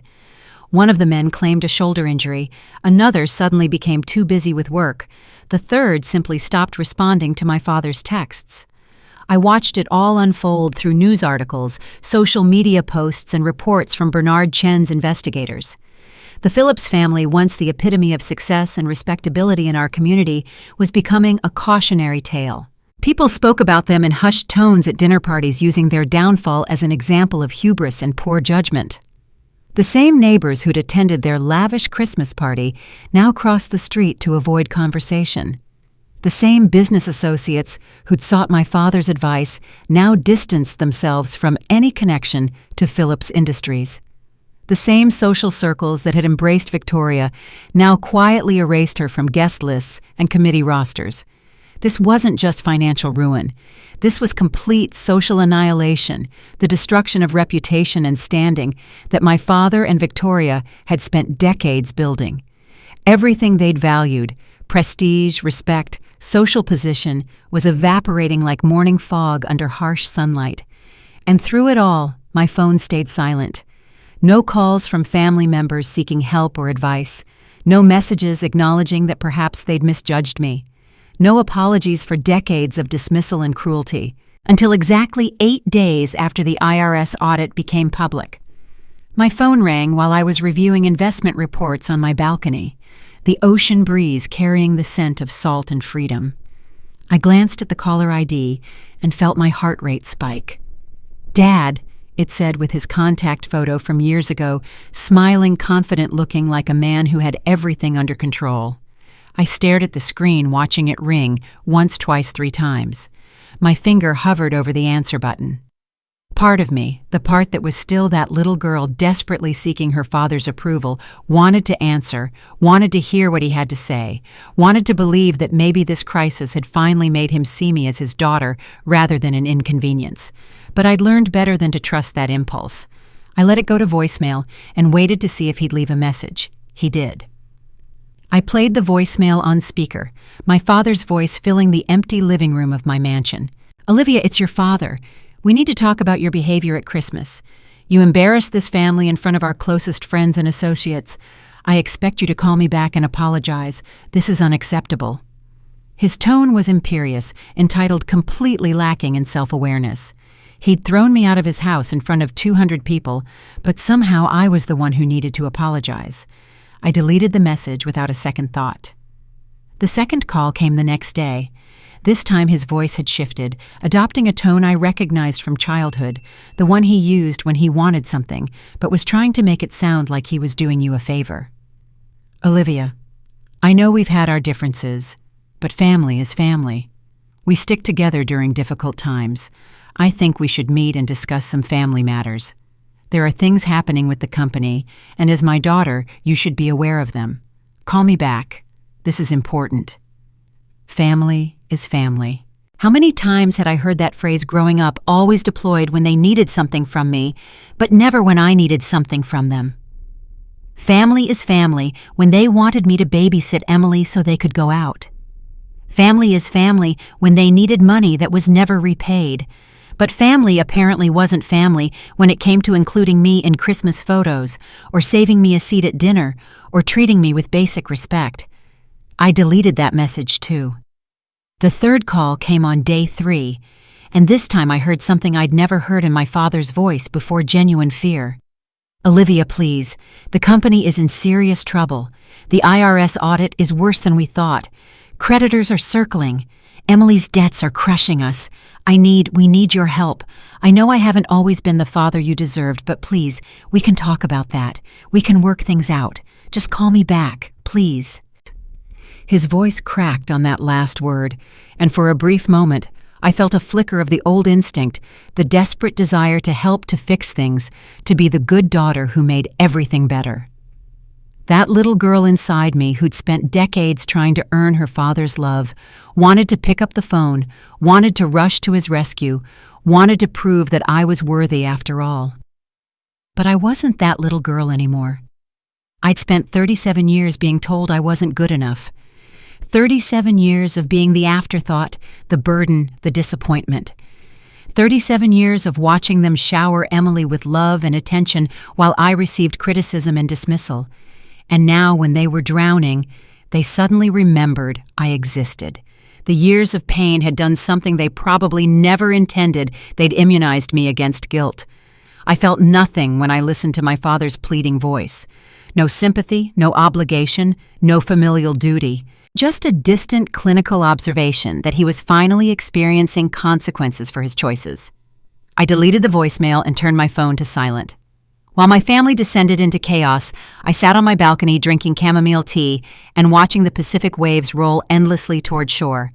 The contrast between their panic and my peace was deliberate, intentional, and deeply satisfying. This was everything they'd never allowed me to have: quiet solitude, the freedom to simply exist without judgment or expectation. My mornings began with coffee and sunrise, the sky painting itself in shades of pink and gold over the water. I'd spend hours working through investment reports and market analyses, my mind sharp and focused in a way it had never been when I was constantly bracing for criticism or insult. I took long walks on the beach, feeling sand between my toes and salt spray on my face, with no one to tell me I was wasting time or being unproductive. I read books I'd been meaning to read for years. I cooked elaborate meals just for myself. I slept 8 hours a night without anxiety, dreams, without waking up with my jaw clenched and my stomach in knots. For the first time in my adult life, I felt like I could breathe fully deeply, without restriction. I wasn't being cruel. I was being self-protective. I was choosing myself the way they'd always chosen everyone but me. In the quiet afternoon hours, I spread Bernard Chen's documents across my dining table and began the meticulous work of piecing together 18 years of conspiracy. My mother's original will, the forged replacement, financial records showing suspicious transfers. My mother had been systematic, methodical, and I was her daughter in more ways than just blood. I created a timeline on my laptop, color-coding different types of transactions. Money had moved in distinct patterns, always at specific intervals, always involving the same offshore accounts. And every single transaction had been notarized or processed by David Crane, the attorney Chen had mentioned. 3 days after my mother's death, $50,000 had moved from a company account to one of Crane's shell corporations. 6 months later, another $100,000. The pattern continued for years, regular payments that looked like legal fees on the surface, but were far too large and too frequent for legitimate services. I cross-referenced these dates with other events: Emily's private school tuition, Victoria's jewelry purchases, family vacations to Europe, the expensive remodel of my father's home office. Each major expenditure in my father and Victoria's lives corresponded to a withdrawal from company accounts filtered through Crane's network, obscuring the true nature of what was essentially embezzlement. But there was something else, a pattern I couldn't quite identify yet. Certain payments didn't match up with any obvious personal expenses. Larger amounts, always in round numbers, always to the same account in the Cayman Islands. The timing of these transfers was irregular, sometimes monthly, sometimes with months between them. I was studying one particularly large transfer from March of the year. My mother died when I heard the sound of a car on my private road. I stood and walked to the window, surprised that anyone had gotten past the gate. The security system should have alerted me. A BMW pulled into my driveway, one I didn't recognize. The driver's door opened, and Emily stepped out. My sister looked nothing like the polished, confident woman who'd ignored me at the Christmas party just 2 weeks ago. Her hair was pulled back in a messy ponytail. She wore jeans and a wrinkled t-shirt instead of designer clothes. Her face was blotchy, and red mascara streaked down her cheeks in dark trails that suggested she'd been crying for a while. She stood by her car for a long moment, staring at my mansion with an expression I couldn't quite read. Then she seemed to gather herself, squaring her shoulders, and walked toward my front door. I watched her approach my hand on the door handle, debating whether to let her in or let her stand outside until she gave up and left. The doorbell rang. Emily waited. I could see her through the security camera, her face desperate and broken, nothing like the sister who'd looked right through me as if I didn't exist. Part of me wanted to turn away to let her feel what I'd felt 1,000 times, invisible, unwanted, not worth acknowledging. But curiosity won out. I wanted to know what had brought her here, what had finally cracked the perfect facade of Emily Phillips. I opened the door but didn't invite her in. "Emily." "Olivia." Her voice was hoarse, raw from crying. "Please, I need to talk to you. I need to tell you something. Something about Mom. Something I should have told you a long time ago." As if on cue, the sky that had been threatening all afternoon finally opened up. Rain began falling in heavy sheets, soaking Emily within seconds. She stood there on my doorstep, making no move to seek shelter, just looking at me with those desperate red-rimmed eyes. "Please, Olivia, Dad is having a complete breakdown. He's drinking again, worse than ever. He screams at creditors on the phone, throws things, locks himself in his office for hours. Victoria is panicking about losing everything. The house might go into foreclosure. They're talking about bankruptcy. You have to help us. We're family. Please. Family. That word again wielded like a weapon whenever they needed something. I stood in my doorway, dry and comfortable, watching my sister get drenched. The rain plastered her hair to her face, made her cheap t-shirt cling to her frame. She was shivering now, whether from cold or emotion, I couldn't tell. "Why would I help you?" I asked, my voice calm and neutral. "When have any of you ever helped me? Olivia, please. You didn't even acknowledge me at Christmas. You looked right at me and turned away like I was invisible. That was 2 weeks ago, Emily. 2 weeks. Now you're on my doorstep begging for help because your perfect life is falling apart. I know I've been terrible to you. We all have. But this is bigger than that. This is about the family, about Dad, about saving yourselves," I finished. "This isn't about family. This is about desperation. You're here because you have nowhere else to go, not because you actually care about me." Emily's face crumpled, fresh tears mixing with the rain. "You're right. You're completely right. I don't deserve your help. I don't deserve anything from you. But please, I'm begging you. Not for me, for Dad." I let her stand there for 10 full minutes. The rain continued to pour, thunder rumbling in the distance, and Emily made no move to leave or seek shelter under the porch overhang. She just stood there, soaked and shaking, waiting for my decision. Testing her, I realized, required seeing if this desperation was real or just another manipulation. Finally, I stepped back and gestured inside. "You have 5 minutes to say whatever you came to say." Emily rushed in dripping water all over my pristine hardwood floors. I handed her a towel without comment and led her to the living room, deliberately not offering her a seat. I wanted her uncomfortable, off balance, aware that she was here on my terms. "Talk," I said. Emily clutched the towel, her hand shaking so badly she could barely hold it. "I need to show you something. Something I should have shown you 3 years ago, but I was too afraid, too much of a coward." She reached into her bag, somehow still slung over her shoulder, and pulled out an old smartphone. The model was ancient, something from 15 or 20 years ago. "This was Victoria's phone," Emily said, her voice barely above a whisper. "From before she married Dad. I found it 3 years ago when I was 24. I was in her office looking for a bracelet I wanted to borrow for a party. Victoria keeps all her expensive jewelry locked in a drawer in her desk, and I knew where she hid the key. I opened the drawer, and this phone was at the very back, wrapped in cloth, hidden under everything else." She held the phone out to me like it was a live grenade. I charged it. I don't know why. Curiosity, I guess. And I found something on it. A voice recording from the night your mother died. Everything in the room seemed to stop, the sound of the rain, my heartbeat, time itself. "What did you just say?" Emily's tears were flowing freely now. "I've listened to it maybe 100 times over the past 3 years. Every time I wanted to come to you to tell you to do something with it. But I was scared. I told myself I was misunderstanding it, that it didn't mean what I thought it meant, that there had to be some other explanation. I've been a coward, Olivia. I've been a horrible, selfish coward, and I'm so sorry." She unlocked the phone with trembling fingers and navigated to the voice recordings app. There was only one file dated April 17th, 18 years ago, the night my mother died. "Are you sure you want to hear this?" Emily asked. "Once you do, there's no going back. Everything changes." "Play it." Emily pressed play, and Victoria's voice filled the room. Younger but unmistakably hers, that precise, cultured tone she used when she wanted to sound sophisticated. "She knows too much about the offshore accounts. Margaret found the transfer records, saw the pattern. She called that attorney of hers, told him she has proof. We can't let her wake up." A male voice responded, smooth and professional. "I'll handle the hospital staff. The delay will seem natural confusion about insurance, difficulty reaching the primary physician standard, bureaucratic issues.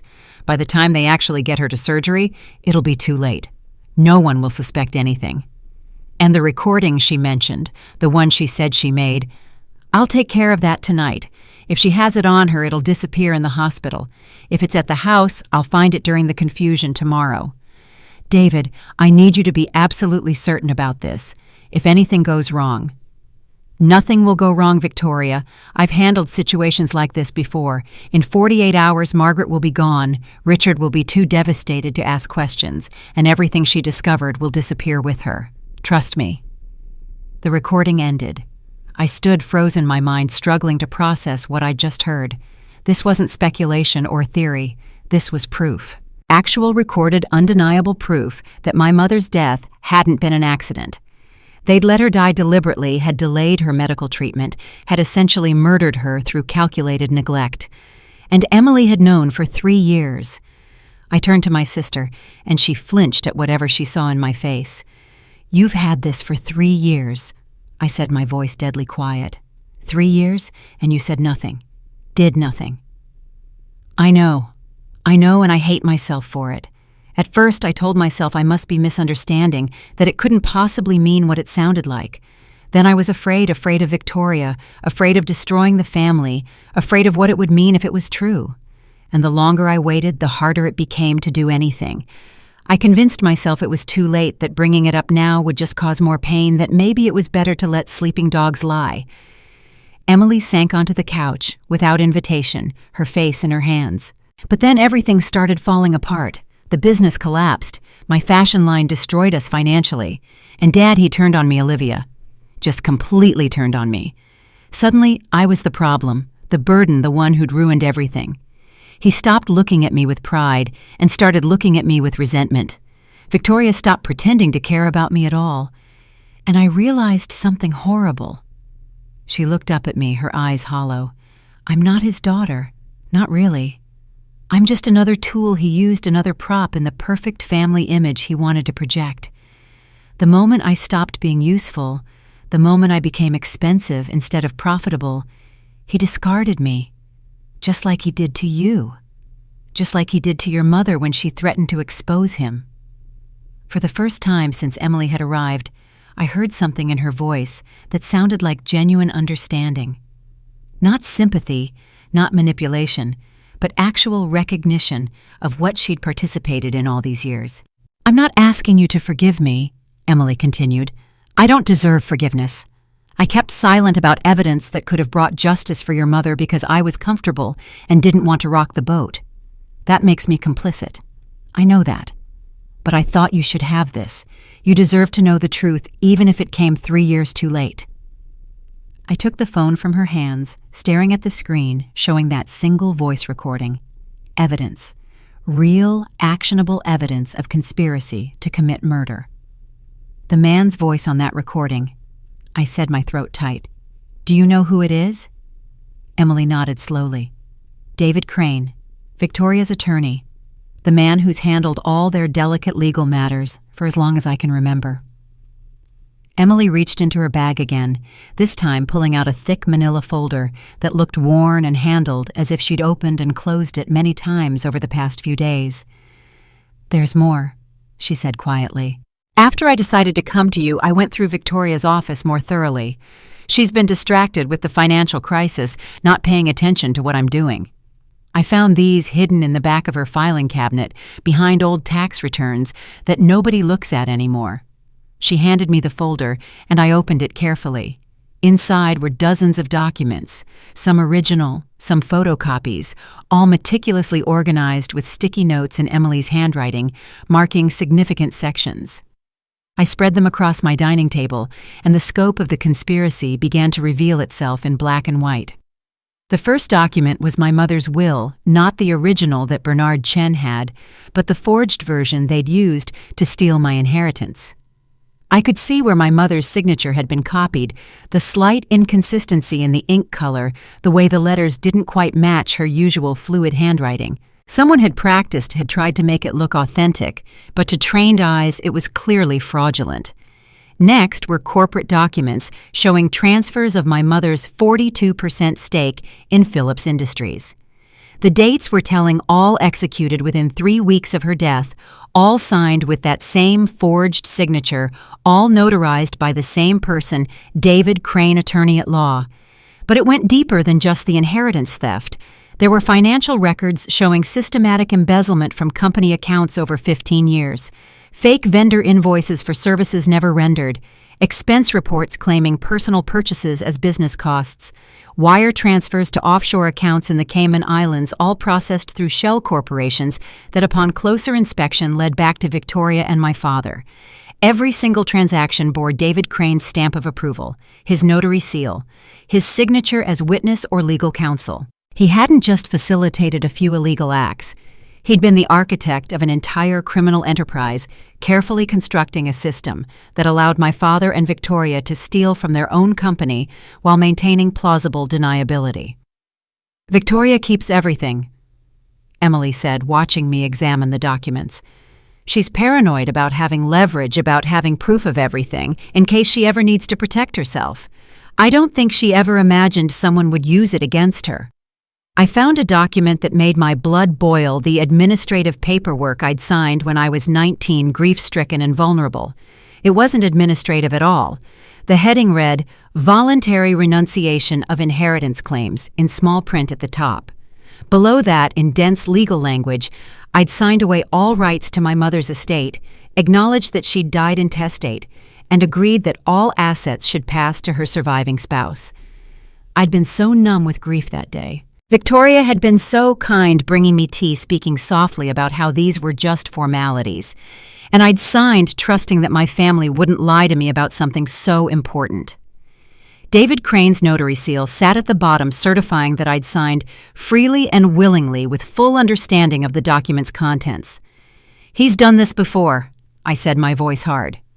"This level of sophistication, the careful legal language, the way everything is just barely plausible enough to avoid immediate suspicion, he's practiced at this."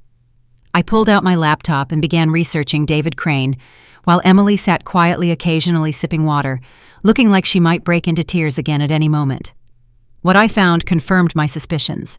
David Crane, 63 years old, had been practicing law for 40 years.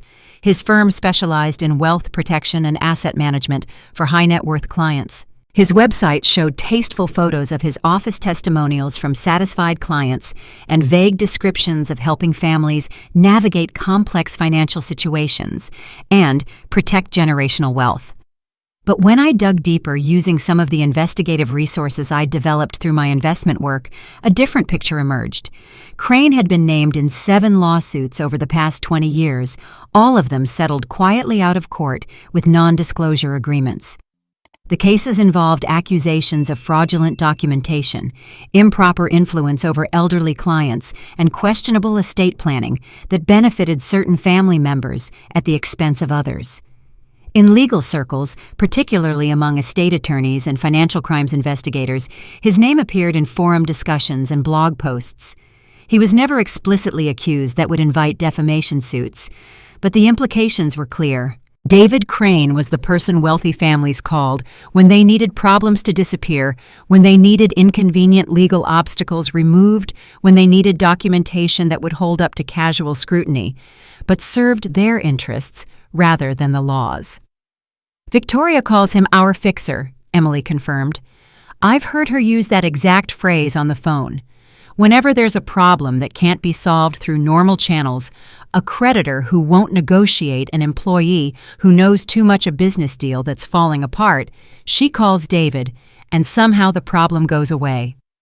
I thought about my mother discovering financial crimes, threatening to go to the authorities.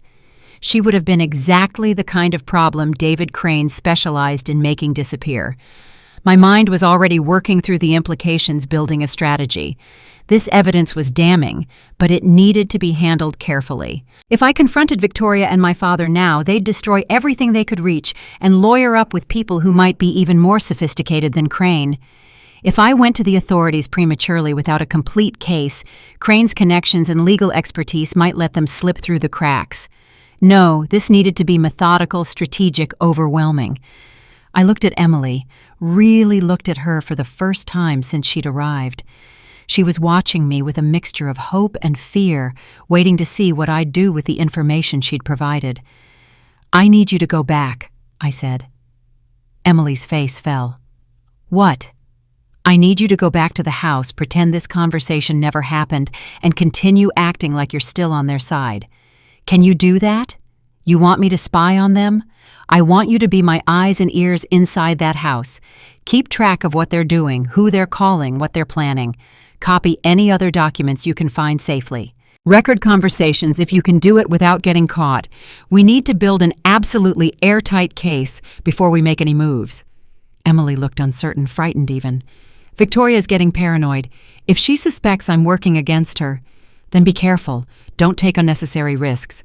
But you said you wanted to help, that you wanted to make up for staying silent all these years.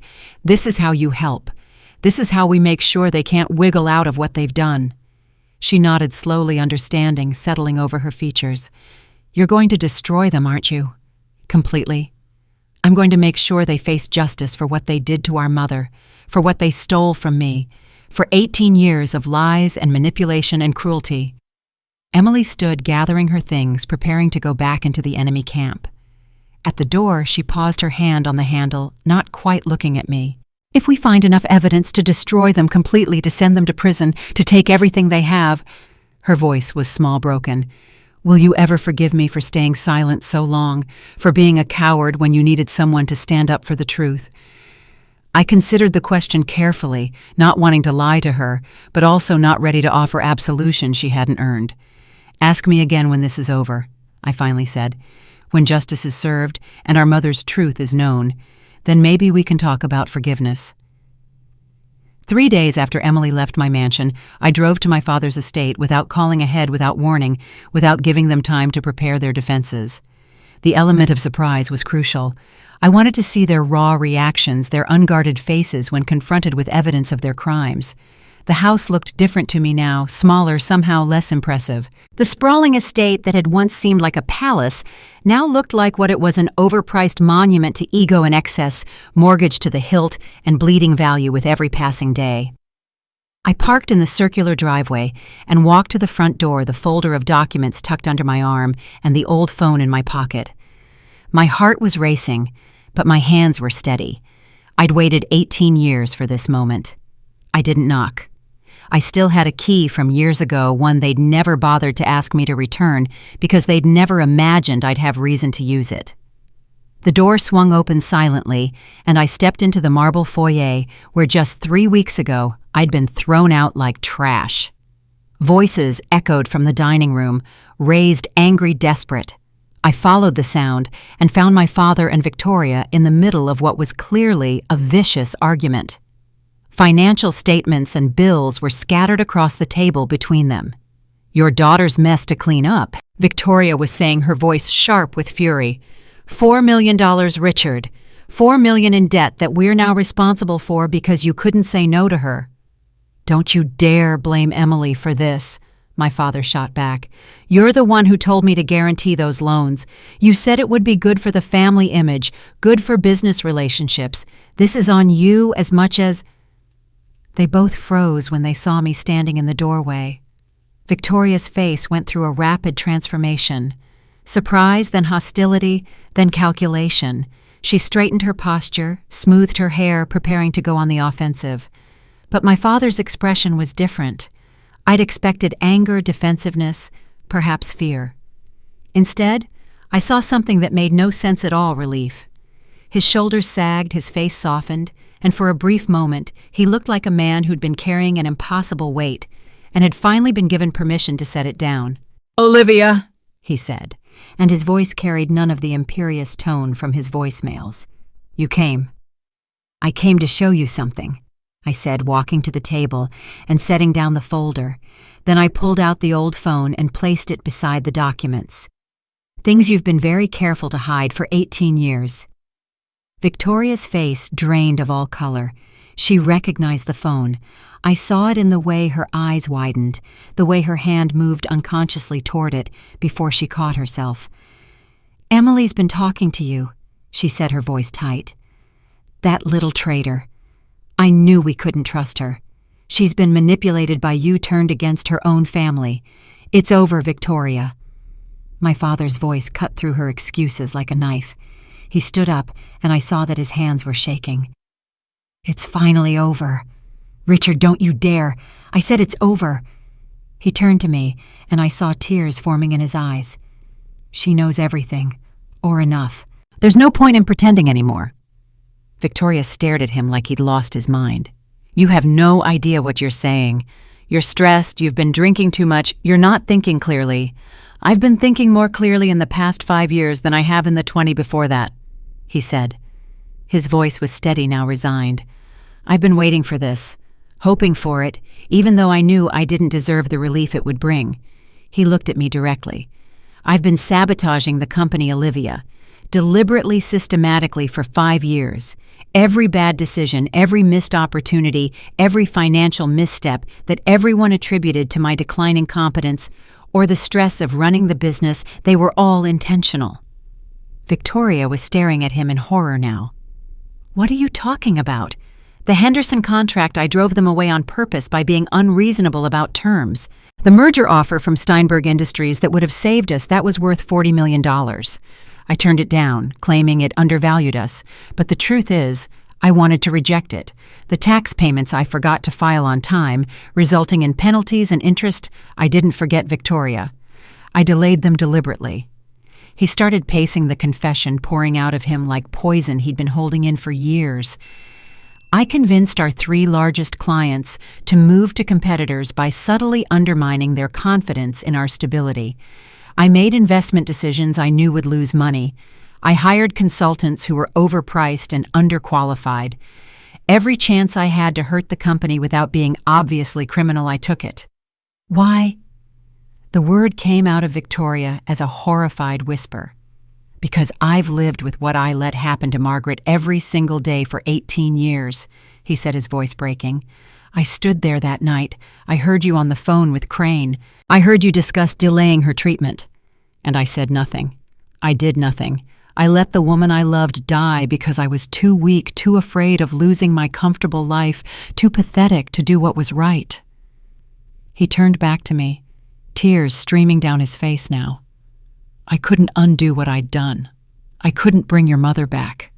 But I could make sure that the empire built on her murder would eventually crumble. I could make sure that one day when the company was weak enough and desperate enough, you'd have the opportunity to come back and finish what I was too cowardly to do myself." "You destroyed your own company."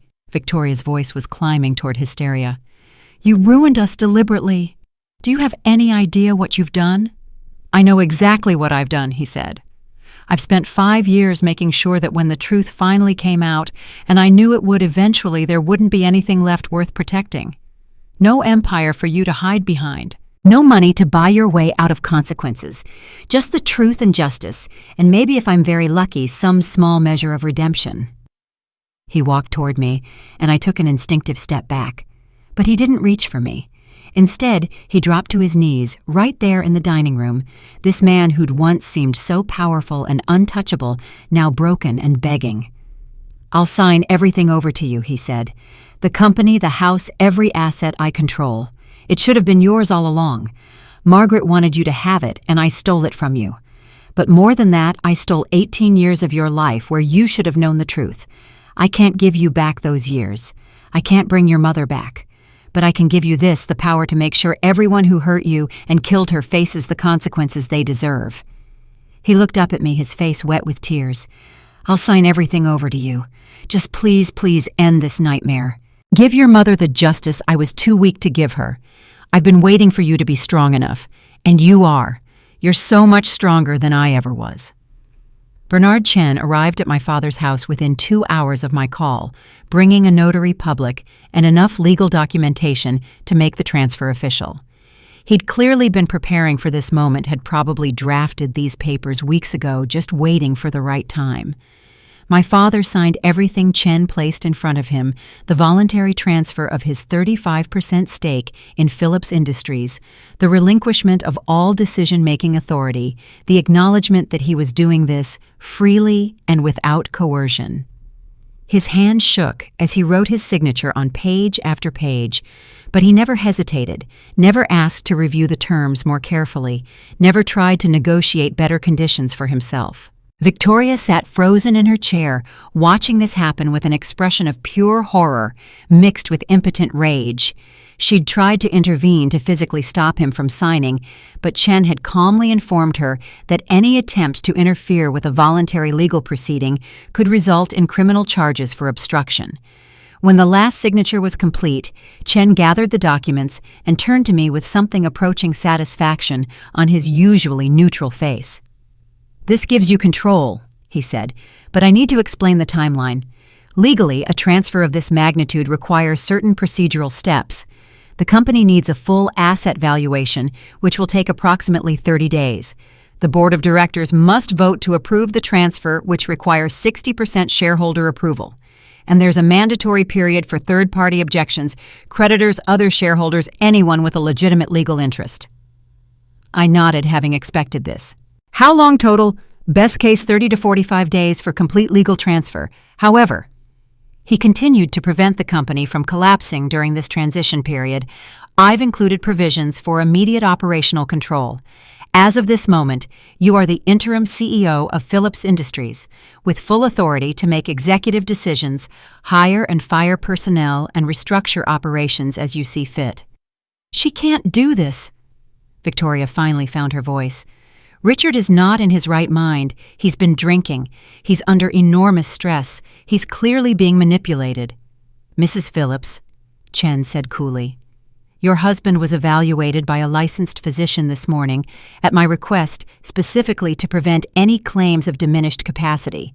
Dr. Morrison's assessment, which is attached to these documents, confirms that Richard Phillips is mentally competent and fully understands the legal implications of his actions. You're welcome to challenge this in court, but I should warn you that doing so will trigger a much deeper investigation into family finances and corporate practices over the past 18 years. Victoria's mouth snapped shut, but the fury in her eyes could have melted steel. The next morning, I walked into Phillips Industries headquarters for the first time in my life. The building was a modern glass structure in the business district, 12 stories tall, with the company logo prominently displayed in the lobby. I'd driven past it countless times over the years, but had never been inside. My father had made it clear, without ever saying it explicitly, that this wasn't my world, that I didn't belong here.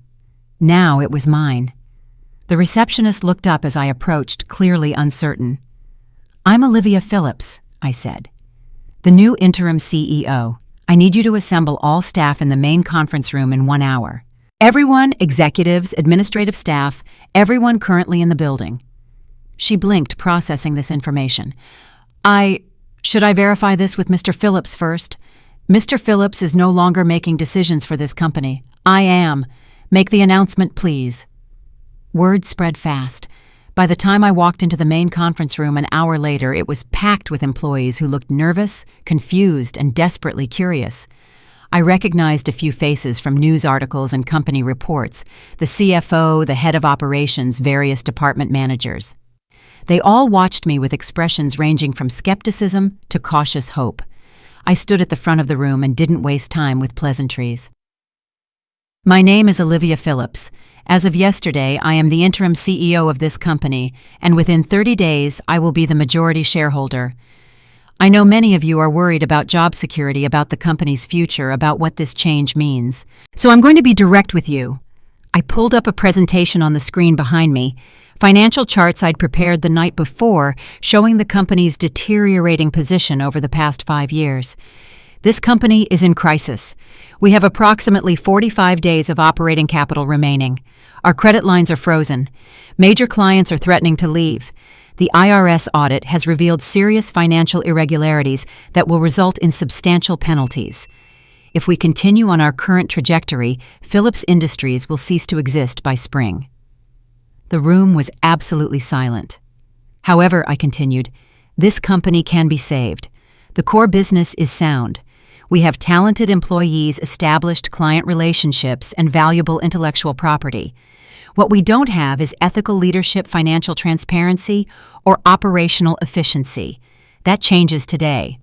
I outlined my immediate plan: a complete ethical audit of all company practices, debt restructuring negotiations with major creditors, transparency initiatives to rebuild client trust, and a restructuring of management to remove anyone who'd been complicit in the financial crimes.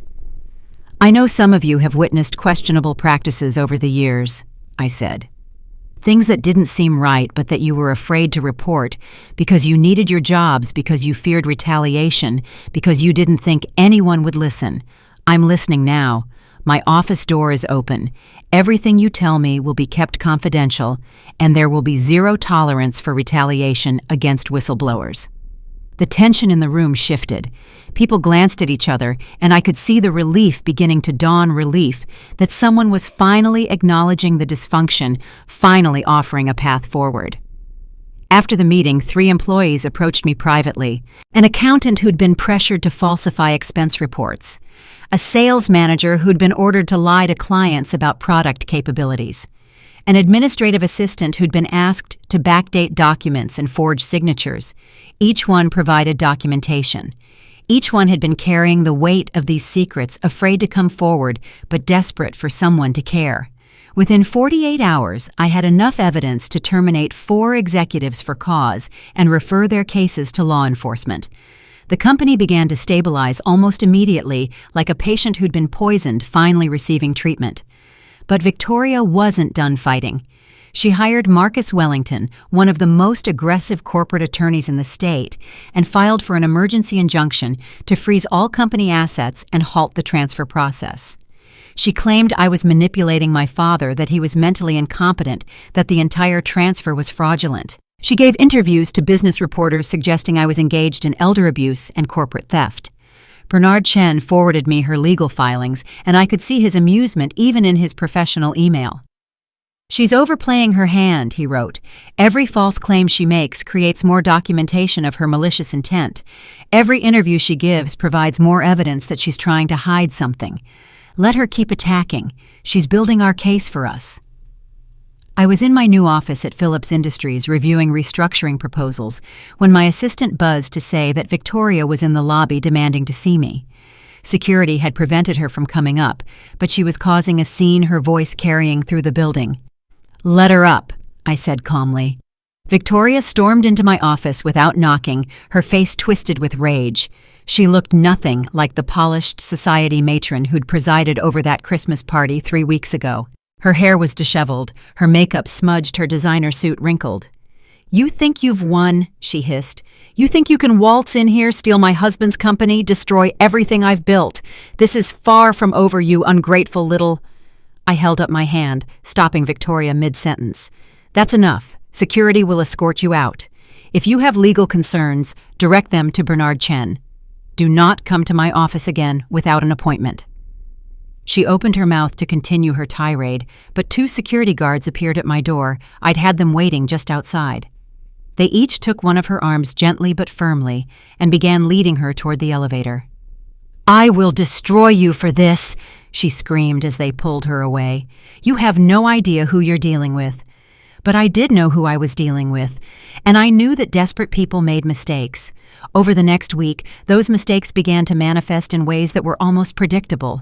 Anonymous social media accounts started appearing, all of them posting remarkably similar stories about me. One claimed I'd been living off a mysterious wealthy benefactor for years, suggesting my fortune wasn't self-made at all. Another implied inappropriate relationships with older men in positions of power. A third suggested I'd manipulated my sick, vulnerable father into signing over his company while he was in a diminished mental state. The rumors spread quickly through certain circles, the same social networks that had watched Victoria reign for years, the same people who'd witnessed my humiliation at Christmas. Some business contacts I'd been developing relationships with suddenly became unavailable for meetings. A few investment opportunities I'd been pursuing went cold without explanation. Bernard Chen suggested we issue a public statement, provide documentation of my legitimate business history, sue for defamation. But I refused. "Let her spend her energy on this," I told him. "Every hour she spends coordinating a social media campaign is an hour she's not spending protecting herself legally. Every false claim she makes can be documented and used against her later. And the truth about my finances is going to come out anyway during the legal proceedings. When it does, when people see proof that I built my fortune independently, these rumors will make her look even more desperate and dishonest." "You have more patience than most people would in this situation," Chen observed. I learned patience from being ignored for 37 years, I said. A few weeks of malicious gossip doesn't even register compared to that. The real escalation came from an unexpected direction. 5 days after Victoria's outburst in my office, 2 FBI agents arrived asking to speak with me about the ongoing investigation into Phillips Industries. I invited them into the conference room, and Special Agent Sarah Martinez and Special Agent Robert Kim settled across from me with the professional courtesy of people who'd done this countless times before. "Ms. Phillips, we appreciate your cooperation with our investigation," Martinez began. "The documentation you've provided has been extremely helpful. However, we've discovered something during our financial analysis that we need to discuss with you." She opened a folder and pulled out a photograph of a young woman I'd never seen before. Dark hair, gentle eyes, a warm smile captured in what looked like a candid shot outside a cafe. "This is Sophia Moreau," Martinez continued. 30 years old elementary school teacher in Lyon, France. Does this name or face mean anything to you? I studied the photo more carefully. No. Should it? Sophia is Victoria Phillips's daughter from a relationship before she married your father. As far as we can determine, your father has no idea she exists.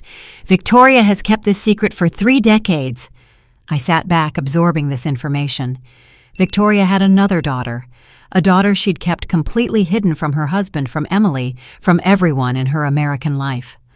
All of the laundered money, Agent Kim said, pulling out financial documents, approximately $11 million over 15 years, has been funneled through various shell corporations and offshore accounts into a trust fund for Sophia. The monthly distributions are modest, about €3,000, sent through an anonymous charitable trust that Sophia believes was established by a distant relative she never met. Does she know? I asked. Does Sophia know where the money comes from? Does she know about her mother's life here? We don't believe so, Martinez said. We've been monitoring her for the past month. She simply works as a primary school teacher, volunteers at a local library. Her lifestyle doesn't suggest she has any idea she's connected to millions of dollars in laundered funds. The trust is structured so that she receives just enough to live comfortably, but not enough to raise questions. Agent Kim leaned forward. Here's our situation, Ms. Phillips. Legally, Sophia has been receiving proceeds from criminal activity. Even if she's unaware of the source that creates potential liability, the Bureau wants to prosecute both Victoria and Sophia, freeze all the assets, and pursue maximum penalties. But you're asking me first, I said slowly. Why? Because you're the victim here, Martinez said. That money was stolen from you, from your mother's estate, from the company that should have been yours. You have standing to influence how we proceed. If you want us to go after everyone involved, including Sophia, we will. But if you have other preferences, we're willing to consider them. I asked to see Sophia's complete background file, and they provided it. Over the next hour, I read through surveillance reports, financial records, and investigative summaries that painted a picture of a woman who lived a quiet, honest life dedicated to teaching children. Sophia Moreau taught 2nd grade at a public school in Lyon. She lived in a modest apartment, rode a bicycle to work, spent her weekends at museums and parks. She donated to local charities. She tutored struggling students for free after school. The small monthly stipend from the anonymous trust supplemented her teacher's salary, allowing her to live comfortably, but not lavishly. There was no evidence of expensive purchases, luxury travel, or any lifestyle that suggested she knew she had access to millions of dollars. She appeared to be exactly what she claimed to be, a dedicated teacher who received a small inheritance from a family member she'd never met. She's innocent, I said, closing the file. She has no idea who Victoria really is, no knowledge of the crimes, no connection to any of this except the accident of her birth. That may be true, Agent Kim said, but the law should punish the people who committed crimes, not their innocent children. I interrupted. Freeze the trust account. Seize the assets. Use them as evidence against Victoria. But don't prosecute Sophia. Don't drag her into this nightmare. The sins of the mother are not the sins of the daughter. Martinez and Kim exchanged glances. The Bureau doesn't usually... I'm the victim here, I said, using Martinez's own words. I'm the one who was robbed. I'm telling you that I don't want you to prosecute an innocent woman just because her mother is a criminal. Go after Victoria. Go after David Crane. Go after everyone who actually committed crimes. But leave Sophia alone." There was a long silence. Finally, Martinez nodded. "We'll take your recommendation to the Assistant U.S. Attorney. Given your position as the primary victim and the evidence that Sophia has no knowledge of the criminal enterprise, I think we can make the case for immunity in exchange for her cooperation as a witness." They left, taking their files and their plans with them. I sat alone in the conference room thinking about Sophia, a woman who'd grown up without knowing her mother's identity, who'd built a good life through her own hard work, who was about to learn that everything she believed about her origins was a lie. I understood that feeling more than anyone. My phone rang late that evening while I was reviewing financial projections in my mansion. The caller ID showed Victoria's number, and I almost didn't answer.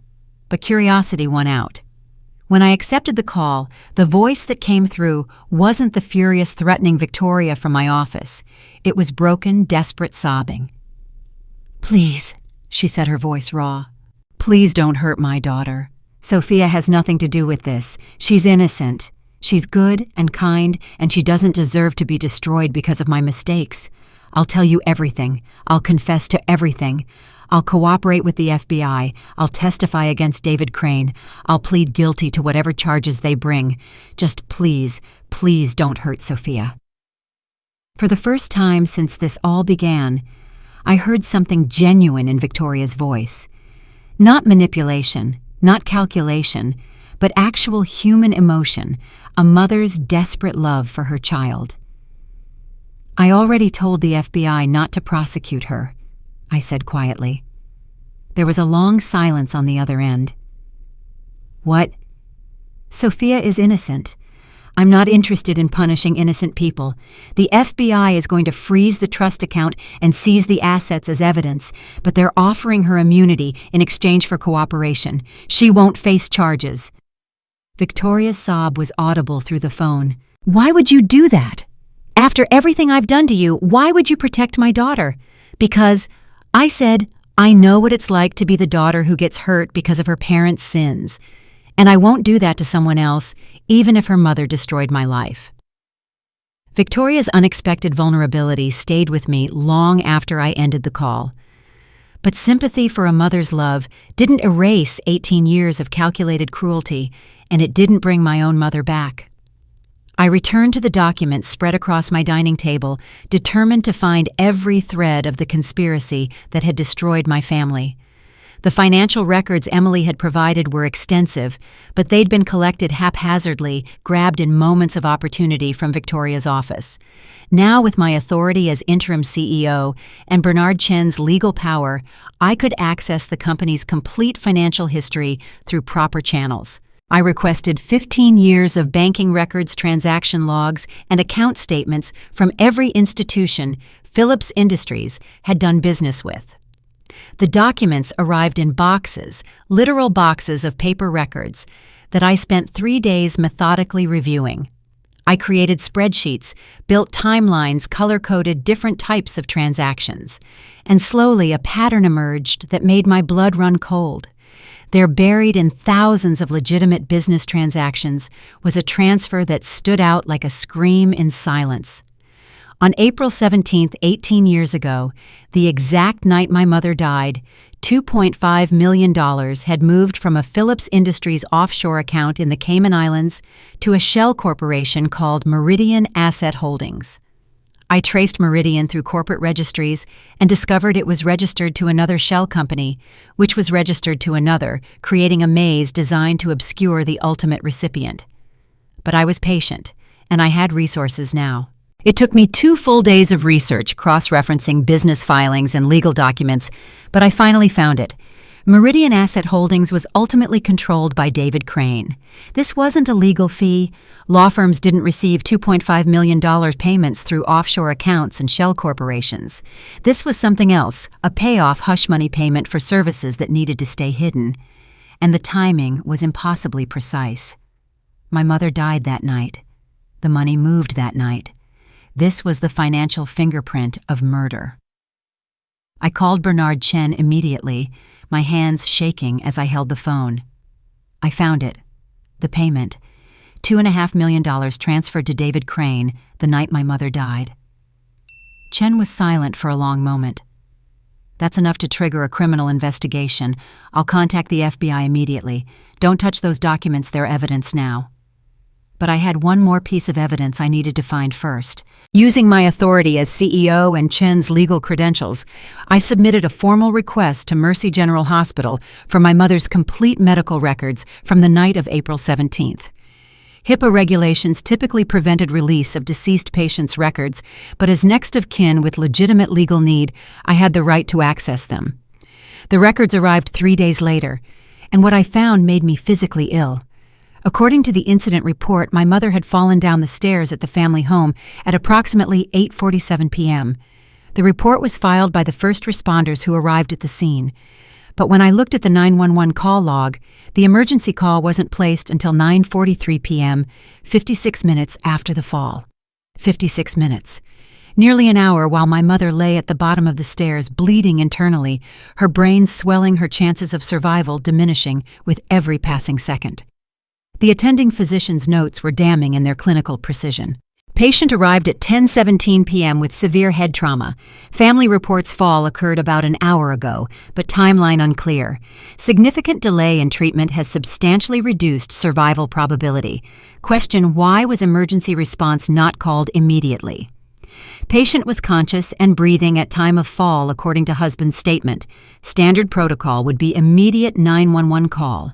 Delay is medically inexplicable and potentially fatal. The physician had known. He'd documented his suspicions right there in the medical record. Someone had waited while my mother was dying, had let precious minutes tick away, had ensured that by the time she reached the hospital, it would be too late. The recording Emily had found suddenly made perfect sense. "We can't let her wake up," Victoria had said, and David Crane had promised to handle the hospital staff to ensure delays that would seem natural. They'd orchestrated my mother's death through bureaucratic chaos and calculated delay. No direct violence, no obvious crime, just a series of small decisions that added up to murder. I was still staring at the medical records, tears streaming down my face when my doorbell rang. I checked the security camera and saw Agents Martinez and Kim standing on my doorstep, their expressions grave. I let them in, unable to speak, and simply handed them the medical records and the financial documents showing the $2.5 million transfer. Martinez read through everything carefully while Kim made notes. When she finished, she looked up at me with something like compassion in her professional demeanor. "Ms. Phillips, I need to tell you something. The Bureau has been investigating David Crane for 2 years as part of a larger probe into organized financial crime. We believe he's been facilitating illegal activities for multiple wealthy families, money laundering, tax evasion, estate fraud, and potentially worse. Phillips Industries appears to be just one of many clients he's helped over the years. We've been building a case against him," Kim added, "but we've struggled to get witnesses willing to testify. People are afraid of him. Afraid of what he knows about their families, afraid of exposure. The evidence you've provided, the recording, the financial transfers, the medical records, this is the most concrete proof we've seen linking him to a specific crime." Martinez leaned forward. "We need your full cooperation. We need you to provide testimony to potentially wear a recording device if you have any contact with Victoria or Crane to be available as a witness when this goes to trial. This investigation is expanding beyond financial crimes now." "What do you mean?" I asked, though I already knew. "Ms. Phillips," Martinez said, her voice gentle but firm, "based on the evidence you've provided, the recording discussing preventing your mother from receiving timely medical care, the suspicious financial transfer on the night of her death, and the medical records documenting the inexplicable delay in treatment, we have reason to believe your mother's death was not an accident." She paused, letting the weight of her next words settle. "The FBI is officially opening a homicide investigation into the death of Margaret Phillips. We'll be working with local law enforcement to review the original incident report interview, everyone who was present that night, and pursue criminal charges against anyone involved in her death." Kim pulled out additional documents. This changes everything. We're no longer just investigating financial crimes. We're investigating conspiracy to commit murder, potentially murder itself, if we can prove Victoria or Crane took direct action beyond just delaying care. David Crane could face life in prison. Victoria Phillips could face decades, and anyone else who was involved. "My father," I said quietly. "He was there that night. He knew what was happening and did nothing." "That would make him an accessory," Martinez confirmed. "If he had knowledge of the crime and failed to prevent it or report it, that's criminal liability. We'll need his testimony, and he'll likely face charges as well, though potentially lesser ones if he cooperates fully." I thought about my father on his knees in the dining room, confessing his years of guilt, begging for a chance at redemption. He would cooperate. I knew that with absolute certainty. He'd been waiting 18 years to finally tell the truth. "I'll do whatever you need," I said. "Testimony recordings, whatever it takes. My mother deserves justice." Martinez nodded. "We'll need you to continue your normal activities, maintain contact with Victoria and your father, act as though you're unaware of the full scope of our investigation. If they suspect we're building a homicide case, they'll lawyer up completely and we'll lose the opportunity to gather additional evidence." "Can you do that?" Kim asked. "Can you face these people knowing what you know and pretend you're still just fighting over the company?" I thought about my mother lying at the bottom of those stairs for nearly an hour while Victoria and David Crane orchestrated her death through administrative delays. I thought about 18 years of lies and stolen inheritance and calculated cruelty. "Yes," I said, "I can do that. I've been pretending to be fine in front of people who hurt me my entire life. I can do it a little longer if it means they face justice." Martinez stood preparing to leave. "We'll be in touch with next steps. In the meantime, continue building your case for the company. Take over. Continue acting like this is just a business and inheritance dispute. Let them think the FBI investigation is only about financial crimes. The homicide investigation stays confidential until we're ready to make arrests." She was at the door when she turned back, her expression softer than her professional demeanor usually allowed. "Ms. Phillips, I'm sorry for your loss. And I'm sorry it took 18 years for anyone to ask the right questions about what happened to your mother. We're going to get this right. We're going to make sure everyone responsible faces consequences." After they left, I sat alone in my mansion, watching the sun set over the Pacific, and whispered to my mother across 18 years of silence, "I'm going to get justice for you, Mom. I promise. They're going to pay for what they did." The next morning, Agents Martinez and Kim returned with a more detailed briefing about the FBI's investigation. We sat in my home office, and Martinez pulled out a timeline that mapped their efforts over the past 3 years. "We need to explain why this took so long," she began. "The IRS flagged Phillips Industries in 2022 after noticing patterns in international wire transfers that suggested potential money laundering. They referred the case to us, and we opened a preliminary investigation. But we immediately hit walls." Kim took over. "The family's attorneys, particularly David Crane, blocked every attempt at access. They claimed attorney-client privilege on nearly everything. When we requested corporate documents, they provided heavily redacted versions or claimed records had been destroyed per standard retention policies. We interviewed employees, but everyone was too afraid to talk. Without insider cooperation, we couldn't get the warrants we needed for a full investigation." "We were stalled," Martinez admitted. "We knew something was wrong, but we couldn't prove it. Then you took control of the company and voluntarily opened the books. Suddenly we had access to 15 years of unredacted financial records, employee witnesses willing to talk, and documentation of systematic fraud. You gave us everything we needed." She pulled out a detailed report. "Here's what we now know.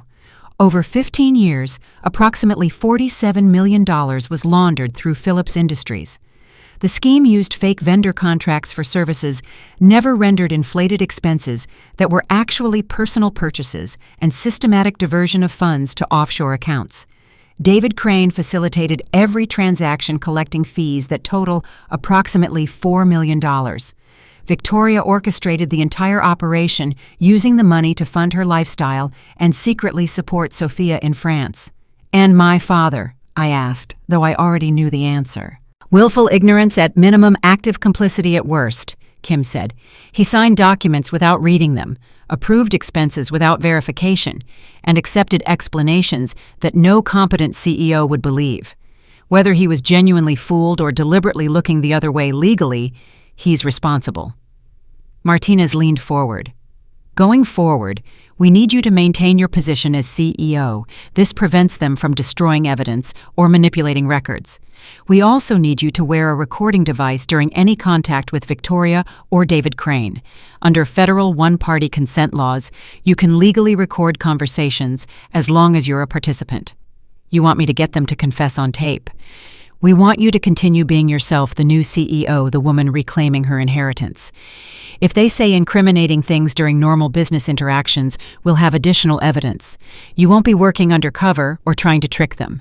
Just document what happens naturally." I understood what they were really asking. I was no longer just a victim seeking justice. I was a federal witness, a crucial part of dismantling a criminal conspiracy that might extend far beyond my family. "I'll do it," I said. "Whatever you need." As they prepared to leave, Kim paused at the door, flipping through his notes. "One more question before we go.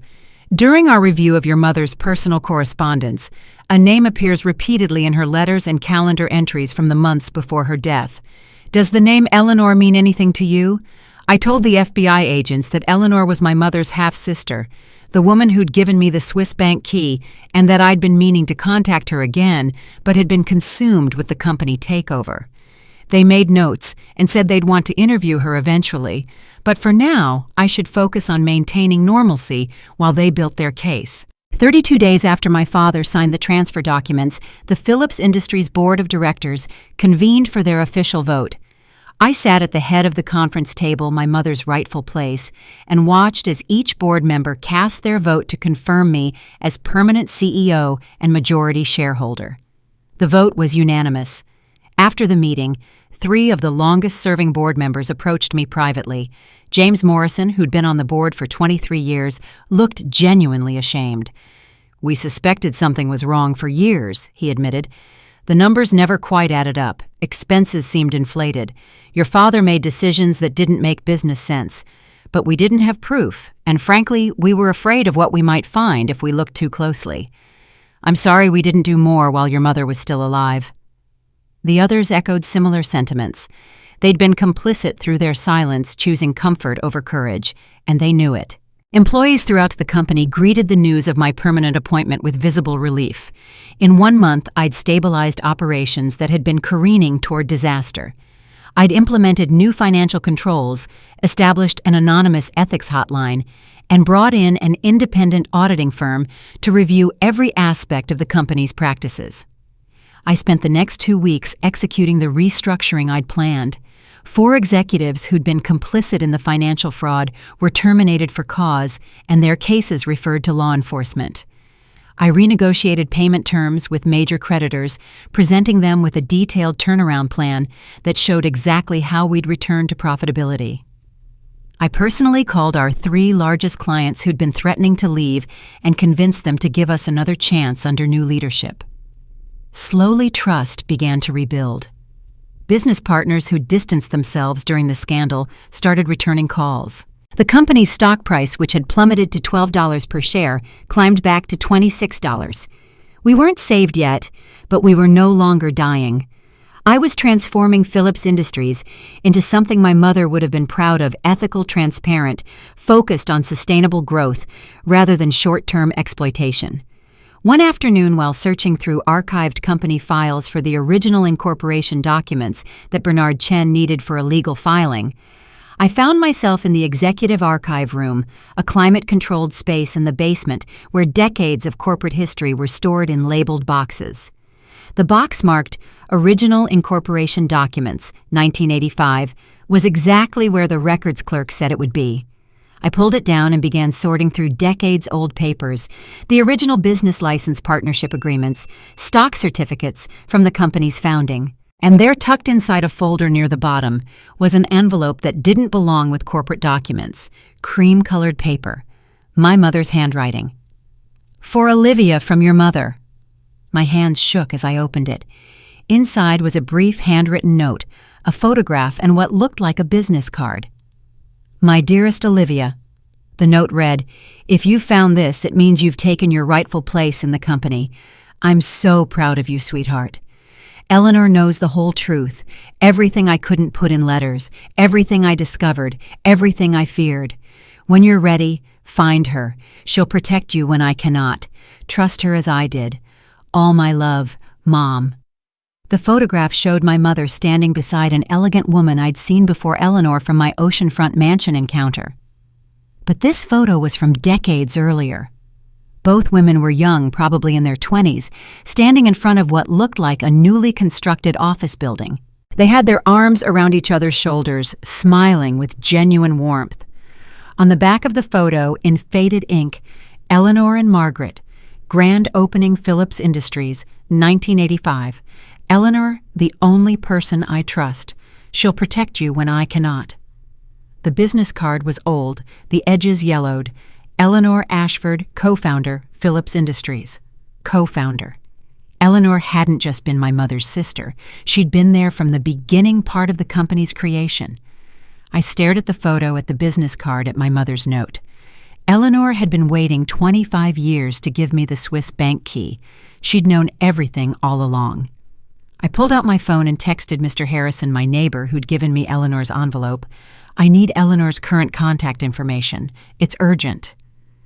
His response came within minutes, a phone number and an address in Northern California. I looked at the photo one more time, at my mother's young, hopeful face, at Eleanor standing beside her like a guardian. "I need to find Eleanor," I said aloud to the empty archive room. "Now." I called Eleanor's number immediately, but it went straight to voicemail. I left a message explaining who I was and that I needed to speak with her urgently about my mother. Then I returned to the envelope and discovered there were more pages. A longer letter I'd initially missed, folded carefully beneath the photograph. This letter was different from the brief note. It was several pages long, written in my mother's increasingly shaky handwriting, clearly composed over multiple days during her final months. The dates at the top of each page confirmed she'd written this between February and early April, just weeks before her death. "My dearest Olivia," it began. "I'm writing this in pieces when I have the strength and privacy. I don't know if you'll ever read these words, but I need to document what's happening in case something goes wrong." The letter described how my mother had begun noticing irregularities in the company's finances expenses that didn't match invoices, transfers to accounts she didn't recognize, documents presented to her for signature with explanations that didn't quite make sense. When she started asking questions, my father became defensive and irritable. "He told me I was being paranoid," she wrote. "He said the cancer and pain medication were making me imagine things, but I wasn't imagining anything. I started keeping copies of everything, recording our conversations when we discussed business, documenting every instance that felt wrong. I began to realize I was surrounded by people I could no longer trust, and that realization was more terrifying than the cancer." The next section, dated 3 weeks before her death, detailed incidents that made my skin crawl. Her car's brakes had failed while she was driving to a doctor's appointment. She'd nearly crashed into oncoming traffic before managing to stop. The mechanic who examined the car said it looked like brake fluid had been deliberately drained, but my father dismissed this as the mechanic trying to inflate the repair bill. She'd found her office files rifled through documents out of order. Her personal safe opened, despite only she and my father knowing the combination. Phone conversations between my father and Victoria would stop abruptly whenever she entered a room. She'd catch them exchanging meaningful glances, speaking in careful half-sentences that excluded her. "I confronted Richard about money that seemed to be missing from our personal accounts." Margaret wrote her handwriting more agitated on this page. "He became angry in a way I've never seen before, accused me of not trusting him, said I was being unreasonable and paranoid. Victoria was there so calm and sympathetic, telling me that the stress of my illness was affecting my judgment. But I know what I saw in the financial records." The most chilling entry was dated just 3 days before her death. I went to see Eleanor today to show her what I'd found. On my drive home, a black sedan followed me from her house all the way back to our neighborhood. When I pulled into our driveway, it drove past slowly, then disappeared. I told Richard about it, and he said I was being paranoid again. But I know I was followed. I don't think it was coincidence. The final pages of the letter shifted in tone, becoming more instructional, more urgent. If you're reading this, Olivia, it means I'm gone, and you need to know certain truths. There is a second inheritance, one they can never touch because they don't know it exists. When you were 5 years old, I moved substantial assets into an untraceable trust under your name. Eleanor helped me structure it so that it's completely hidden from your father and anyone else who might try to take it from you. My mother's words continued. Eleanor holds the key to everything I've hidden.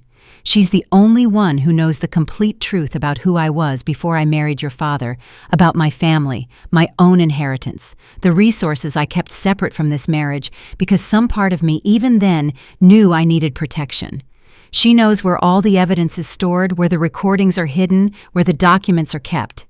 Eleanor is my sister in every way that matters, and she'll give you the power to finish what I started. The letter ended with an address in a small coastal town called Mendocino, about 300 miles north of San Francisco. Find Eleanor. Trust her as I did. She's been watching over you from a distance all these years, protecting what I left for you, waiting for the day you'd be ready. That day is now. I love you more than you'll ever know. Be brave, be strong, and finish this. Your loving mother, Margaret. I sat in the archive room for a long time, holding those pages, feeling my mother's fear and determination bleeding through every word. She'd known she was in danger. She'd tried to protect herself, tried to protect me, tried to document everything before it was too late. And Eleanor had been there all along, keeping my mother's secrets, holding my inheritance, waiting. I pulled out my phone and booked the earliest flight to San Francisco. Eleanor hadn't answered her phone, but I had her address. I would drive to Mendocino and find her myself. Whatever my mother had left with Eleanor, whatever truths she'd hidden, I was finally ready to claim them. The flight to San Francisco was turbulent, but I barely noticed. My mind was consumed with my mother's letter, with the fear she'd documented, with the knowledge that she'd been followed just days before her death. I rented a car at the airport and drove north along Highway 1, the Pacific Ocean, stretching endlessly to my left, cliffs and forests rising to my right. Mendocino was a small coastal town that looked frozen in time. Victorian houses perched on bluffs overlooking the sea, art galleries and bed and breakfasts lining the main street, everything quaint and peaceful. The address my mother had left led me to a weathered cottage set back from the road, partially hidden by coastal pines and wild roses. The house was empty. Through the windows I could see furniture covered with dust sheets, mail piled up inside the door. Eleanor clearly hadn't been here in a while, but my mother's letter had been specific. Inside, behind the painting of the lighthouse in the study, you'll find what you need. I tried the front door locked. I walked around to the back and found a window that opened with minimal effort. I climbed through feeling like a criminal, but driven by desperate need to find whatever my mother had hidden here. The study was exactly where Margaret's directions indicated, a small room overlooking the ocean, lined with bookshelves with a single painting hanging above an antique desk. The painting showed a lighthouse standing against a stormy sea, dramatic and beautiful. I lifted it carefully off the wall and found exactly what my mother had promised, a wall safe, its metal door painted to blend with the wall behind the painting. My hands trembled as I inserted the Swiss bank key Mr. Harrison had given me. It turned smoothly, and the safe door swung open. Inside was a wealth of documents that took my breath away, a second will bearing Swiss notarization and official seals, trust documents printed on heavy legal paper, stock certificates from companies I recognized. Apple, Microsoft, Johnson & Johnson, dated from the 1980s and 1990s, when they would have been relatively inexpensive.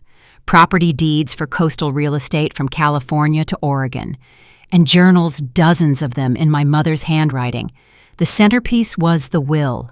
I read it carefully, my legal training from years of investment work helping me understand the formal language. Margaret Elizabeth Ashford Phillips, it declared, was the sole heir of the Ashford family estate following the death of her mother, Eleanor Ashford Sr., in 1982. The estate's value at that time was estimated at $32 million. But the documents showed how my mother had grown that inheritance over 2 decades through careful management and strategic investments. By the time she created this trust for me when I was 5 years old, the Ashford estate had grown to approximately $80 million. $80 million. My mother had been independently wealthy the entire time I knew her, yet she'd lived quietly married to my father, never mentioning this separate fortune. The trust documents explained why. The entire inheritance had been transferred into an irrevocable trust for me, with specific conditions I could access it when I turned 35, or when I presented legal evidence of malfeasance fraud or criminal activity by the Phillips family. My mother had known even when I was just 5 years old that protection would be necessary. The trust included everything: the coastal properties, the stock portfolios that had continued growing over the past 32 years, established investment funds that had compounded quietly while I struggled and worked and built my own fortune from nothing. I was 37 years old. I had the evidence of malfeasance. I met both conditions. The Swiss bank key, I realized, would open the vault containing the original legal documents that would allow me to claim this inheritance. My mother had left me not just one fortune, but 2, the company shares stolen from me, and this separate inheritance they never knew existed. I sat down on the dusty floor of Eleanor's study, surrounded by documents worth more than most people would see in 10 lifetimes, and felt tears streaming down my face. Not tears of grief or sadness, but tears of overwhelming pride in the woman who'd given birth to me. My mother had been so much stronger than I'd ever known. She'd protected me in ways I was only now discovering. She'd planned for contingencies I couldn't have imagined. She'd left me the power to fight back, to seek justice, to reclaim everything that should have been mine. I didn't need Phillips Industries. I'd already built a $50 million fortune on my own. Now I'd discovered I had another $80 million waiting for me from my mother's foresight. This battle had never been about money or survival. It was about justice, about accountability, about making sure the people who'd killed my mother and stolen from me faced the consequences they deserved. "You look just like her," a gentle voice said from the doorway, making me jump. "You must be Margaret's daughter." I turned to see an elegant woman in her mid-60s standing there, silver hair, pulled back, intelligent eyes, studying me with a mixture of sadness and recognition. Eleanor. Finally. Eleanor moved into the study with the quiet grace of someone completely comfortable in her own space. She gestured for me to sit on the dust-covered couch while she settled into the chair across from me, studying my face with an intensity that felt both foreign and familiar. "I apologize for the state of the house," she said. "I only come here a few times a year now. I spend most of my time in France these days, but I received your voicemail and drove through the night to meet you. I've been waiting 37 years for this conversation." She poured us both tea from a thermos she'd brought with her, and as she handed me the cup, I saw her eyes were glistening with unshed tears. "You need to understand the full story," Eleanor began. "I'm Margaret's half-sister. We shared a mother but had different fathers. I was 10 years older from our mother's first marriage. By the time Margaret was born, I was already a teenager. I loved her from the moment I first held her. She was sunshine and kindness, everything good in the world." She paused, collecting herself. 40 years ago, I co-founded Phillips Industries with your father. We were young, ambitious, in love. We worked 18-hour days building something from nothing. We planned to marry once the company was stable enough that we could afford to take time for a honeymoon. Everything was perfect." The pain in her voice was still fresh, despite the decades. "Then Margaret came to visit me for the summer. She was 22, just graduated from college, beautiful and gentle and kind. Your father fell in love with her the moment they met. I watched it happen in real time, the way he looked at her, the way she blushed when he entered a room.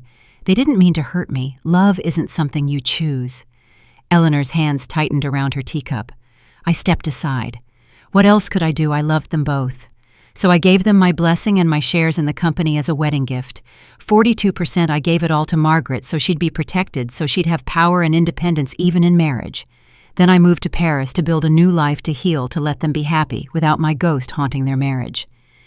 But you came back, I said softly. When Margaret told me she was pregnant with you, I couldn't stay away. I flew home and stayed for 3 months helping her prepare for your birth. I became the aunt Margaret trusted most, the person she called when she needed advice or support. I watched you grow from a distance, always ready to help if Margaret asked, but never inserting myself where I wasn't wanted. Eleanor's expression darkened. When Margaret died, I wanted to investigate. The circumstances felt wrong the fall, the delay in calling emergency services, the convenient timing, just as she'd discovered financial crimes. But I had no proof, and David Crane made it very clear that asking questions would be dangerous for everyone involved, including you. So I made a different choice. I stayed in the shadows, protected the assets Margaret had hidden, and waited for you to be old enough and strong enough to fight back. 25 years, I whispered. You've been protecting me for 25 years. 37, Eleanor corrected gently. Since the day you were born. I made Margaret a promise that I would watch over her daughter if anything happened to her. I've kept that promise through everything, watching you struggle, watching them mistreat you, watching you build your own empire in secret.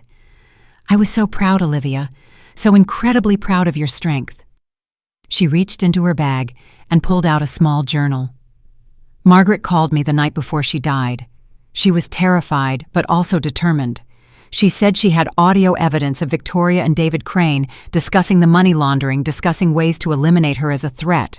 She was going to the FBI the next morning, but she wanted to confront your father first, give him one chance to do the right thing, and turn himself in voluntarily. I begged her not to. Eleanor's voice broke. I begged her to leave the house immediately, to come stay with me, to go straight to the authorities without telling anyone. But Margaret believed your father deserved a chance at redemption. She still loved him despite everything. The call ended with her promising to call me after she spoke to him. She never called. Eleanor wiped her eyes. The next day I heard she'd fallen down the stairs and died. I knew in my bones it wasn't an accident, but I had no proof, and I had you to protect. If I'd made waves, asked too many questions, they might have turned their attention to, you might have realized you were a threat to their plans. So I waited, and I protected what Margaret left you, and I prayed you'd be strong enough when the time came. She reached into her bag again and pulled out a small flash drive, pressing it into my palm. This contains recordings of every phone conversation I had with your mother in her final year. Everything she discovered about the financial crimes, everything she feared about Victoria and David Crane, everything she suspected about your father's complicity. This is the final piece of evidence, Olivia. This is the key to everything, too. I plugged the flash drive into Eleanor's laptop that evening, and we sat together listening to my mother's voice for the first time in 18 years. The recordings were dated and meticulously organized, dozens of phone conversations between Margaret and Eleanor spanning the final year of my mother's life. The early recordings were almost mundane, discussing family matters and business decisions, but around 6 months before her death, the tone shifted. My mother's voice became worried, uncertain. "Richard has changed," Margaret said in one recording from October. "Ever since Victoria became so involved in our lives, he's different. He used to discuss business decisions with me, ask my opinion, value my input. Now, he dismisses everything I say. If I question an expense or a contract, he gets defensive. Tells me I'm being controlling," says Victoria. Explained it all to him, and he trusts her judgment. Eleanor's voice on the recording was concerned. "Margaret, you need to be careful. Victoria isn't who she appears to be. I've done some checking into her background, and there are gaps, inconsistencies in her story." "I know," my mother replied, "but Richard won't hear anything against her. She systematically isolated him from his old friends, convinced him they were never really loyal. Now she's the only person he trusts completely besides David Crane. It's like she's built a wall around him, and I'm on the outside." The recordings progressed through the winter, my mother's voice growing more frightened as she discovered financial irregularities and began documenting them. Then came the final call, dated April 16th, the night before she died. Margaret's voice was shaking. "Eleanor, I confronted them tonight, both of them. I showed Richard the evidence of the offshore accounts, the fake vendor contracts, everything. I gave him a chance to make this right to go to the authorities voluntarily to save what's left of his integrity. What did he say? Eleanor's voice was tense with worry. He just stood there. Victoria did all the talking. She told him I was trying to destroy the family, that I wanted to take the company from him, that I was planning to divorce him and leave him with nothing. She twisted everything, Eleanor, and he believed her. He believed her over me. My mother's voice broke. Then David Crane arrived. I don't know who called him, but suddenly he was there, and the three of them were talking in low voices, looking at me like I was the problem. Crane said something about managing the situation and protecting the family's interests. Richard didn't say a word. He just stood there letting them talk about me like I wasn't even in the room. Margaret, you need to leave, Eleanor said urgently. Right now. Get in your car and drive to my house. We'll go to the FBI together in the morning. I will. I just need to grab a few things first. Richard went upstairs. I think he's been drinking. He can't even look at me. Eleanor, I married him because I loved him, because I thought he was good and kind. When did he become so weak? When did he start choosing comfort over truth? Weakness is a choice too, Eleanor said gently. Margaret, please, leave now. I will, I promise. I'll call you when I'm on the road. There was a pause. Eleanor, if something happens to me, nothing is going to happen. But if it does, promise me you'll protect Olivia. Promise me you'll make sure she knows the truth someday, that she knows I loved her, that she knows none of this was her fault. I promise, but you're going to be fine. Just get out of that house. I love you, Eleanor. Thank you for always being my... The recording cut off abruptly. Eleanor, sitting beside me in her study, whispered, She never called back. That was the last time I heard her voice. I was crying openly now, my hands shaking. He was there. He heard them planning to manage the situation, and he did nothing. Worse than nothing, Eleanor said, her voice hard. According to the timeline, Margaret's fall happened approximately 40 minutes after our call ended. The stepmother and Crane convinced your father that if Margaret went to the FBI, he'd lose everything, his company, his freedom, his reputation. They convinced him that Margaret was the enemy, not them. So when she fell, when she needed immediate help, he chose to believe Victoria's instructions to wait, to not overreact, to give it a few minutes to see if she'd recover on her own. Eleanor pulled out her notes from that terrible night. Your father became an alcoholic after Margaret died. Angry, volatile, impossible to be around. Everyone attributed it to grief, but I knew better. It was guilt. He couldn't look at you without seeing Margaret and remembering that he'd let her die. His rage at you was really rage at himself, displaced onto the daughter who reminded him of his greatest failure every single day. The sabotage, I said, understanding. Destroying the company from within. A pathetic attempt at atonement, Eleanor agreed. Too little, too late. He could have stopped them that night. He could have called 911 immediately. He could have told the truth afterward.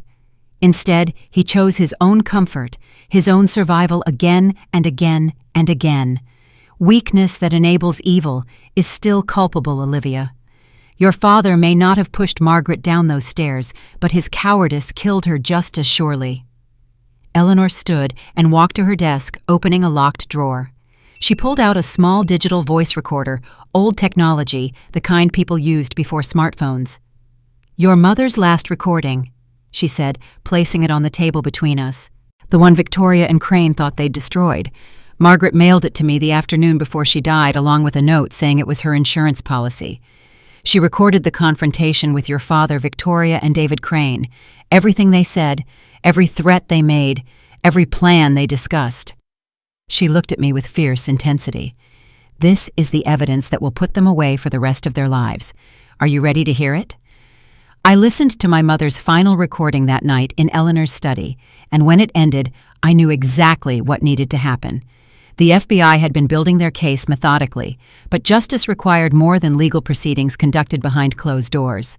It required public accountability, truth spoken in front of witnesses, consequences delivered in the light of day. I spent the next week coordinating with agents Martinez and Kim, with Bernard Chen, with Eleanor preparing for what would be the most important presentation of my life. We authenticated every piece of evidence, verified every recording, ensured that everything I planned to reveal was not only true, but also legally admissible and approved for public disclosure. The emergency shareholder meeting was scheduled for a Thursday morning. I insisted it be held in the company's largest conference hall, and I personally approved the guest list: all shareholders, board members, senior employees, selected media representatives, and 2 FBI agents who would sit quietly in the back row. Over 200 people filed into the hall that morning. The energy was electric with anticipation.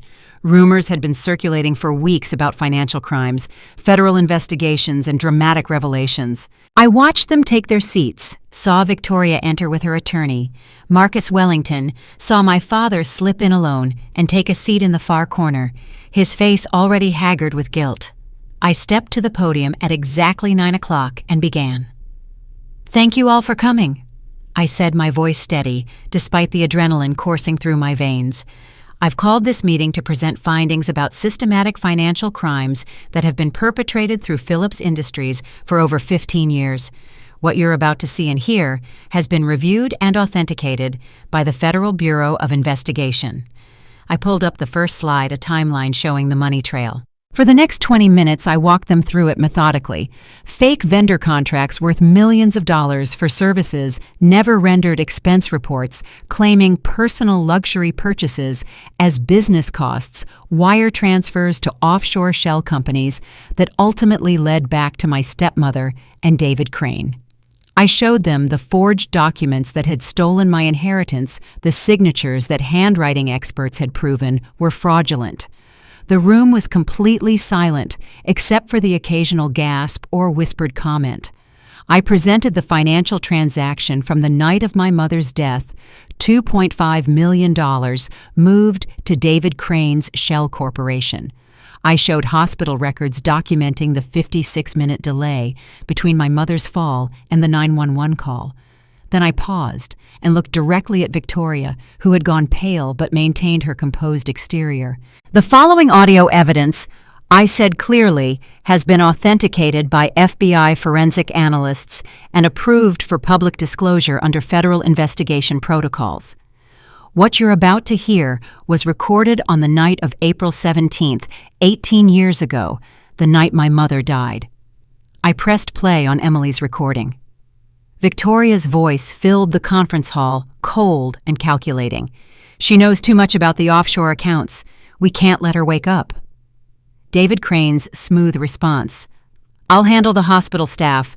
The delay will seem natural confusion about insurance difficulty reaching the primary physician standard bureaucratic issues. By the time they actually get her to surgery, it'll be too late." The room erupted. Several older shareholders who'd known my mother began crying openly. Journalists were typing frantically on their laptops. Employees turned to look at Victoria with expressions of shock and disgust. Victoria stood, her face twisted with fury and panic. "This is fabricated. This is a setup. My attorney will—" She tried to move toward the exit, but the FBI agents who'd been sitting quietly in the back row stood and moved to block the doors. This wasn't just a shareholder meeting anymore. This was a trap that had been meticulously planned and perfectly executed. I continued speaking, my voice cutting through the chaos. "I don't stand here seeking revenge. I stand here seeking justice for my mother, who was murdered, for the employees who were deceived and manipulated, for the shareholders who were systematically defrauded. I stand here for Sophia Moreau, my stepmother's daughter, who knew nothing of these crimes and will not face prosecution because the sins of the mother are not the sins of the daughter." I outlined the restructuring plan, termination of all complicit executives, implementation of new ethical oversight systems, full cooperation with federal authorities, and my commitment to rebuilding Phillips Industries on a foundation of transparency and truth. "This company will be rebuilt," I declared. "Not on lies and stolen money, but on integrity and honest work. Not as a monument to one family's greed, but as a business that serves its employees, its shareholders, and its community with honor." The applause that followed wasn't for me. It was for justice, for truth, for the relief of finally seeing consequences delivered to people who'd evaded them for far too long. And then, cutting through the applause, my father's voice, "Wait, please, I need to say something. I need to confess." The applause began to fade as my father stood his movement unsteady, his face drained of all color.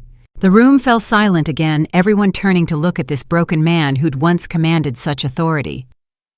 "Wait," he said, his voice cracking. "Please, before this goes any further, I need to say something. I need to confess to what I did." I hadn't planned for this, hadn't coordinated it with the FBI. My father was going off script, driven by guilt that had apparently reached a breaking point. "That recording you just heard," he continued, gripping the back of the chair in front of him for support. The voices plotting to delay Margaret's medical care that wasn't me speaking. But I was there. I was in the room when that conversation happened. The silence in the hall became absolute. You could hear people breathing, hear the slight hum of the ventilation system. Nothing else. Margaret had just shown me evidence of financial crimes. My father said, his words coming faster now, as if he needed to get them out before his courage failed. Offshore accounts, money laundering, fraudulent tax deductions, everything Olivia just documented. She told me she was going to the FBI the next morning. She gave me a chance to come forward voluntarily to do the right thing, to save what was left of my integrity. His voice dropped to barely above a whisper. Victoria called David Crane. I didn't ask her to, but I didn't stop her either. When Crane arrived and they started talking about handling the situation and managing the problem, I understood exactly what they meant. They were discussing how to stop Margaret from going to the authorities, and I stood there paralyzed by fear and weakness, and I said nothing. Tears were streaming down his face now. I stood there while they planned it. I stood there while they decided to let nature take its course if anything happened to her. I stood there like a coward, choosing my comfort over my wife's safety, my reputation over her life. He looked directly at me for the first time. When she fell, I wanted to call 911 immediately. Every instinct I had was screaming at me to get her help. But Victoria said we should wait a few minutes, make sure it was serious, not overreact, and cause unnecessary drama. And Crane nodded, said it was wise to assess the situation first. So I waited. I waited 56 minutes while my wife lay at the bottom of the stairs bleeding internally, her brain swelling, her chances of survival disappearing with every minute that passed. His voice broke completely. The doctors told me later that if we'd called immediately, she would have survived. The delay made her death inevitable. I didn't push her down those stairs. I don't know if she fell or was pushed. I was upstairs when it happened. But I killed her just the same. I killed her with my silence, my cowardice, my pathetic need to preserve the comfortable life I'd built on lies. Agent Martinez stood from her seat in the back, her expression neutral, but her movement deliberate. "Richard Phillips, based on your public confession, you're being detained for questioning regarding accessory to voluntary manslaughter and obstruction of justice. You have the right to remain silent." "I waive that right," my father interrupted. "I've been silent for 18 years. I'm done being silent." He didn't resist as the agents approached him. Instead, he looked at me one last time, his eyes pleading for something he knew he'd never receive. "Olivia, I don't deserve your forgiveness. I don't deserve anything but punishment. I just needed you to know the truth.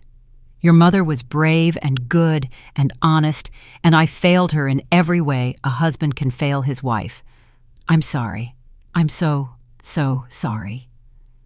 Emily was sobbing audibly now from her seat near the front. Several people in the audience were crying too, moved by this raw confession of guilt and failure. Victoria stood, her face contorted with rage. "He's lying. He's been drinking heavily for weeks. He's not in his right mind. This is all—" "Mrs. Phillips," Agent Kim said firmly, approaching her with handcuffs, "you have the right to remain silent. Anything you say can and will be used against you in a court of law. You have the right to an attorney." "Get your hands off me!" Victoria shrieked, but the agents were professional and practiced. Within seconds she was in handcuffs, still screaming about false accusations and persecution and lies. The conference hall had descended into controlled chaos, journalists shouting questions, shareholders talking urgently to each other, employees watching in stunned silence as both my father and stepmother were led toward the exits by federal agents. But through it all, I stood at the podium calm and certain, knowing that justice was finally being served.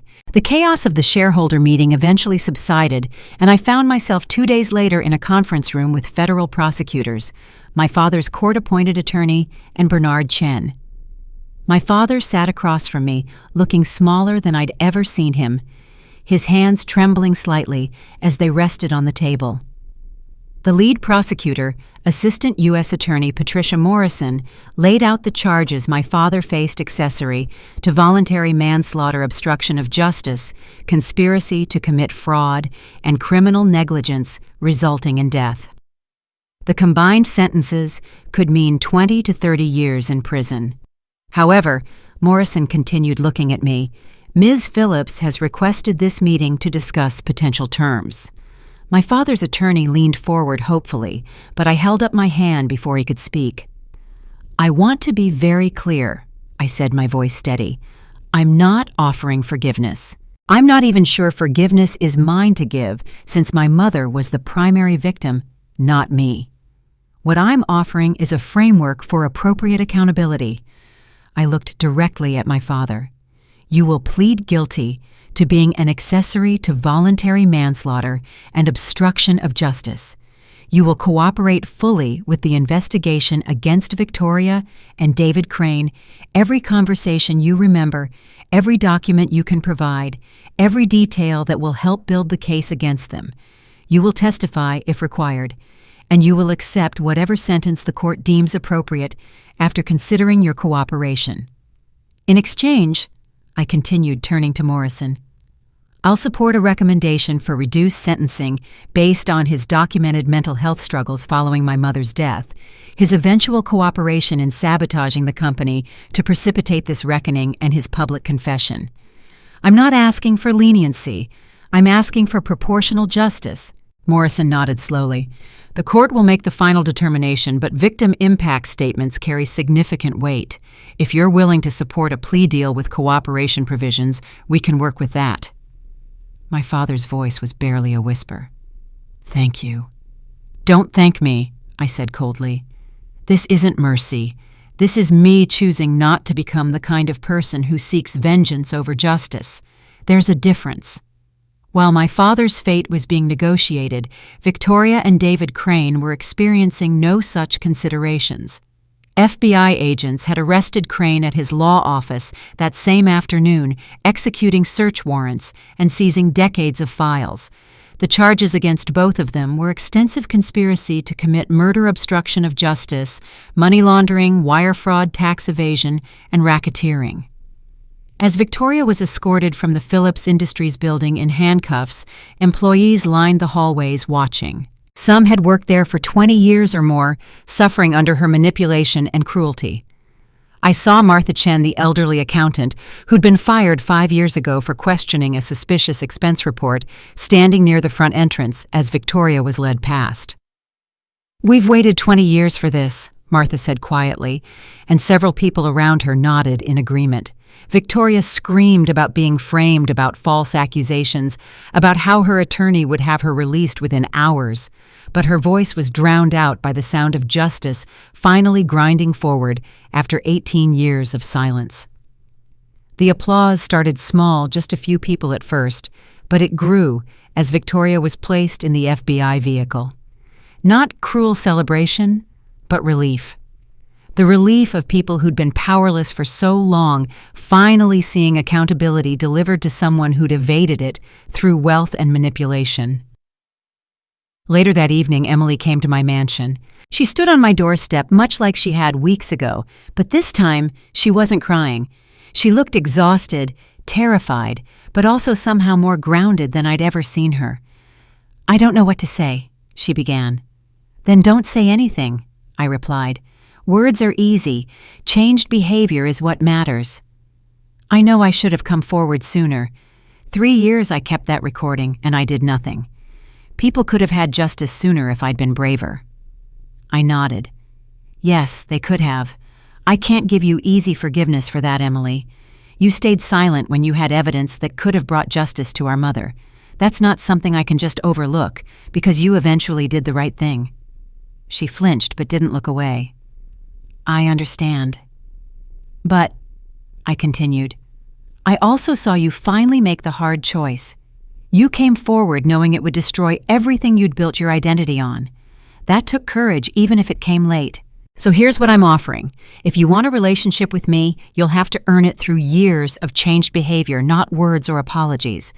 You'll have to prove through your actions that you've actually transformed into someone different than the person who looked through me at Christmas.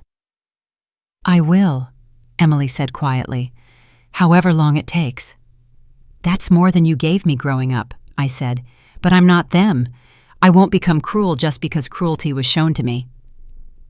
The next morning, I left the Phillips Industries building after a full day of restructuring meetings. Reporters had been camped outside since the arrests, and they swarmed the moment I appeared. Questions came from every direction, cameras flashing microphones thrust toward my face. But I stopped, looked directly at the cameras, and gave only one statement: justice delayed is not justice denied. My mother's truth is finally known, and the people responsible for her death will face the consequences they've evaded for 18 years. That's all I have to say. Then I walked to my car, climbed in, and drove toward my oceanfront mansion, toward peace, toward the future my mother had fought so hard to give me. 6 months passed in a blur of legal proceedings, company restructuring, and slow, careful healing. Now I stood on the balcony of my oceanfront mansion, watching the sun paint the Pacific in shades of gold and crimson, and for the first time in my adult life, I felt genuinely at peace. Eleanor stood beside me, a glass of wine in her hand, her silver hair catching the last rays of sunlight. We'd grown close over these months, forming the family bond my mother had always wanted us to have. She'd moved back to the United States permanently, taking up residence in the house next door, the twin mansion that had once belonged to my mother. Having her nearby felt like having a piece of my mother back, a connection to the woman I'd lost too soon. The sentencing hearing is next week, Eleanor said quietly. Are you ready? I nodded. Victoria and David Crane would face significant prison time, 25 to 30 years for Victoria, on conspiracy to commit murder, and related charges 15 to 20 for Crane. Their appeals had been denied. Justice, slow but inexorable, was finally being served. My father had accepted a plea deal, 8 years in federal prison, eligible for parole in 5 with good behavior. He wrote to me monthly-long letters filled with apologies, memories of my mother, and attempts at explanation that never quite explained enough. I kept every letter in a drawer unread at first, though lately I'd started opening them. I hadn't responded yet. Maybe someday I would when the wounds weren't quite so raw. Or maybe I wouldn't. I was learning that I didn't owe anyone my forgiveness, not even on a timeline that made them comfortable. I'm ready, I told Eleanor. However it unfolds, I'm ready. The transformation of the company had become my focus, my therapy, my way of honoring my mother's memory. Phillips Industries no longer existed. I'd renamed it Ashford Industries, reclaiming my mother's family name and legacy. Under my leadership, it was becoming something entirely new, a model of ethical business practices with employee-owned stock programs, transparent accounting systems that were audited quarterly by independent firms, environmental sustainability initiatives that went beyond legal requirements, and a foundation dedicated to supporting women entrepreneurs. Emily worked in the HR department now, starting at entry level, despite her surname. She arrived early, stayed late, and did the unglamorous work of filing data entry and learning the business from the ground up. Slowly, painfully, she was becoming someone I could respect. We had lunch together once a month, awkward conversations that were gradually becoming easier. Trust being rebuilt, one honest interaction at a time. I wasn't sure we'd ever have the relationship sisters were supposed to have, but we were building something real, and that was enough. The company wasn't just surviving under the Ashford name, it was thriving. Revenue was up 18% from the previous year. Employee retention had improved dramatically. 3 major clients who'd fled during the scandal had returned, bringing others with them. We weren't the biggest company in our sector, but we were becoming known as one of the most ethical, and that reputation was proving to be worth more than any amount of creative accounting ever could have generated. That evening, after Eleanor had gone home, I finally opened the last box from my mother's collection, a cedar chest I'd kept sealed since finding it in Eleanor's safe. Inside was the Ashford family photo album, generations of my mother's family, looking out from black and white and faded color photographs. And there, at the very bottom, was one final letter I hadn't found before.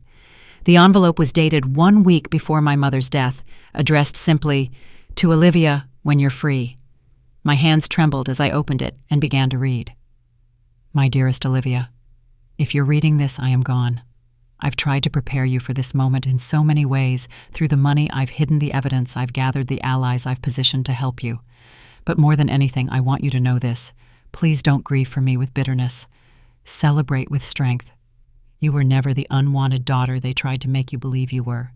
You were always my greatest achievement, my proudest legacy, the best thing I ever did with my life." Tears blurred my vision, but I kept reading. "Your life will be bigger than your pain, sweetheart. Your strength will outlast their cruelty. The fortune I've left you isn't just money, it's freedom. Freedom to choose yourself always. Freedom to choose truth over comfortable lies. Freedom to choose the life you want rather than the life they tried to force you into.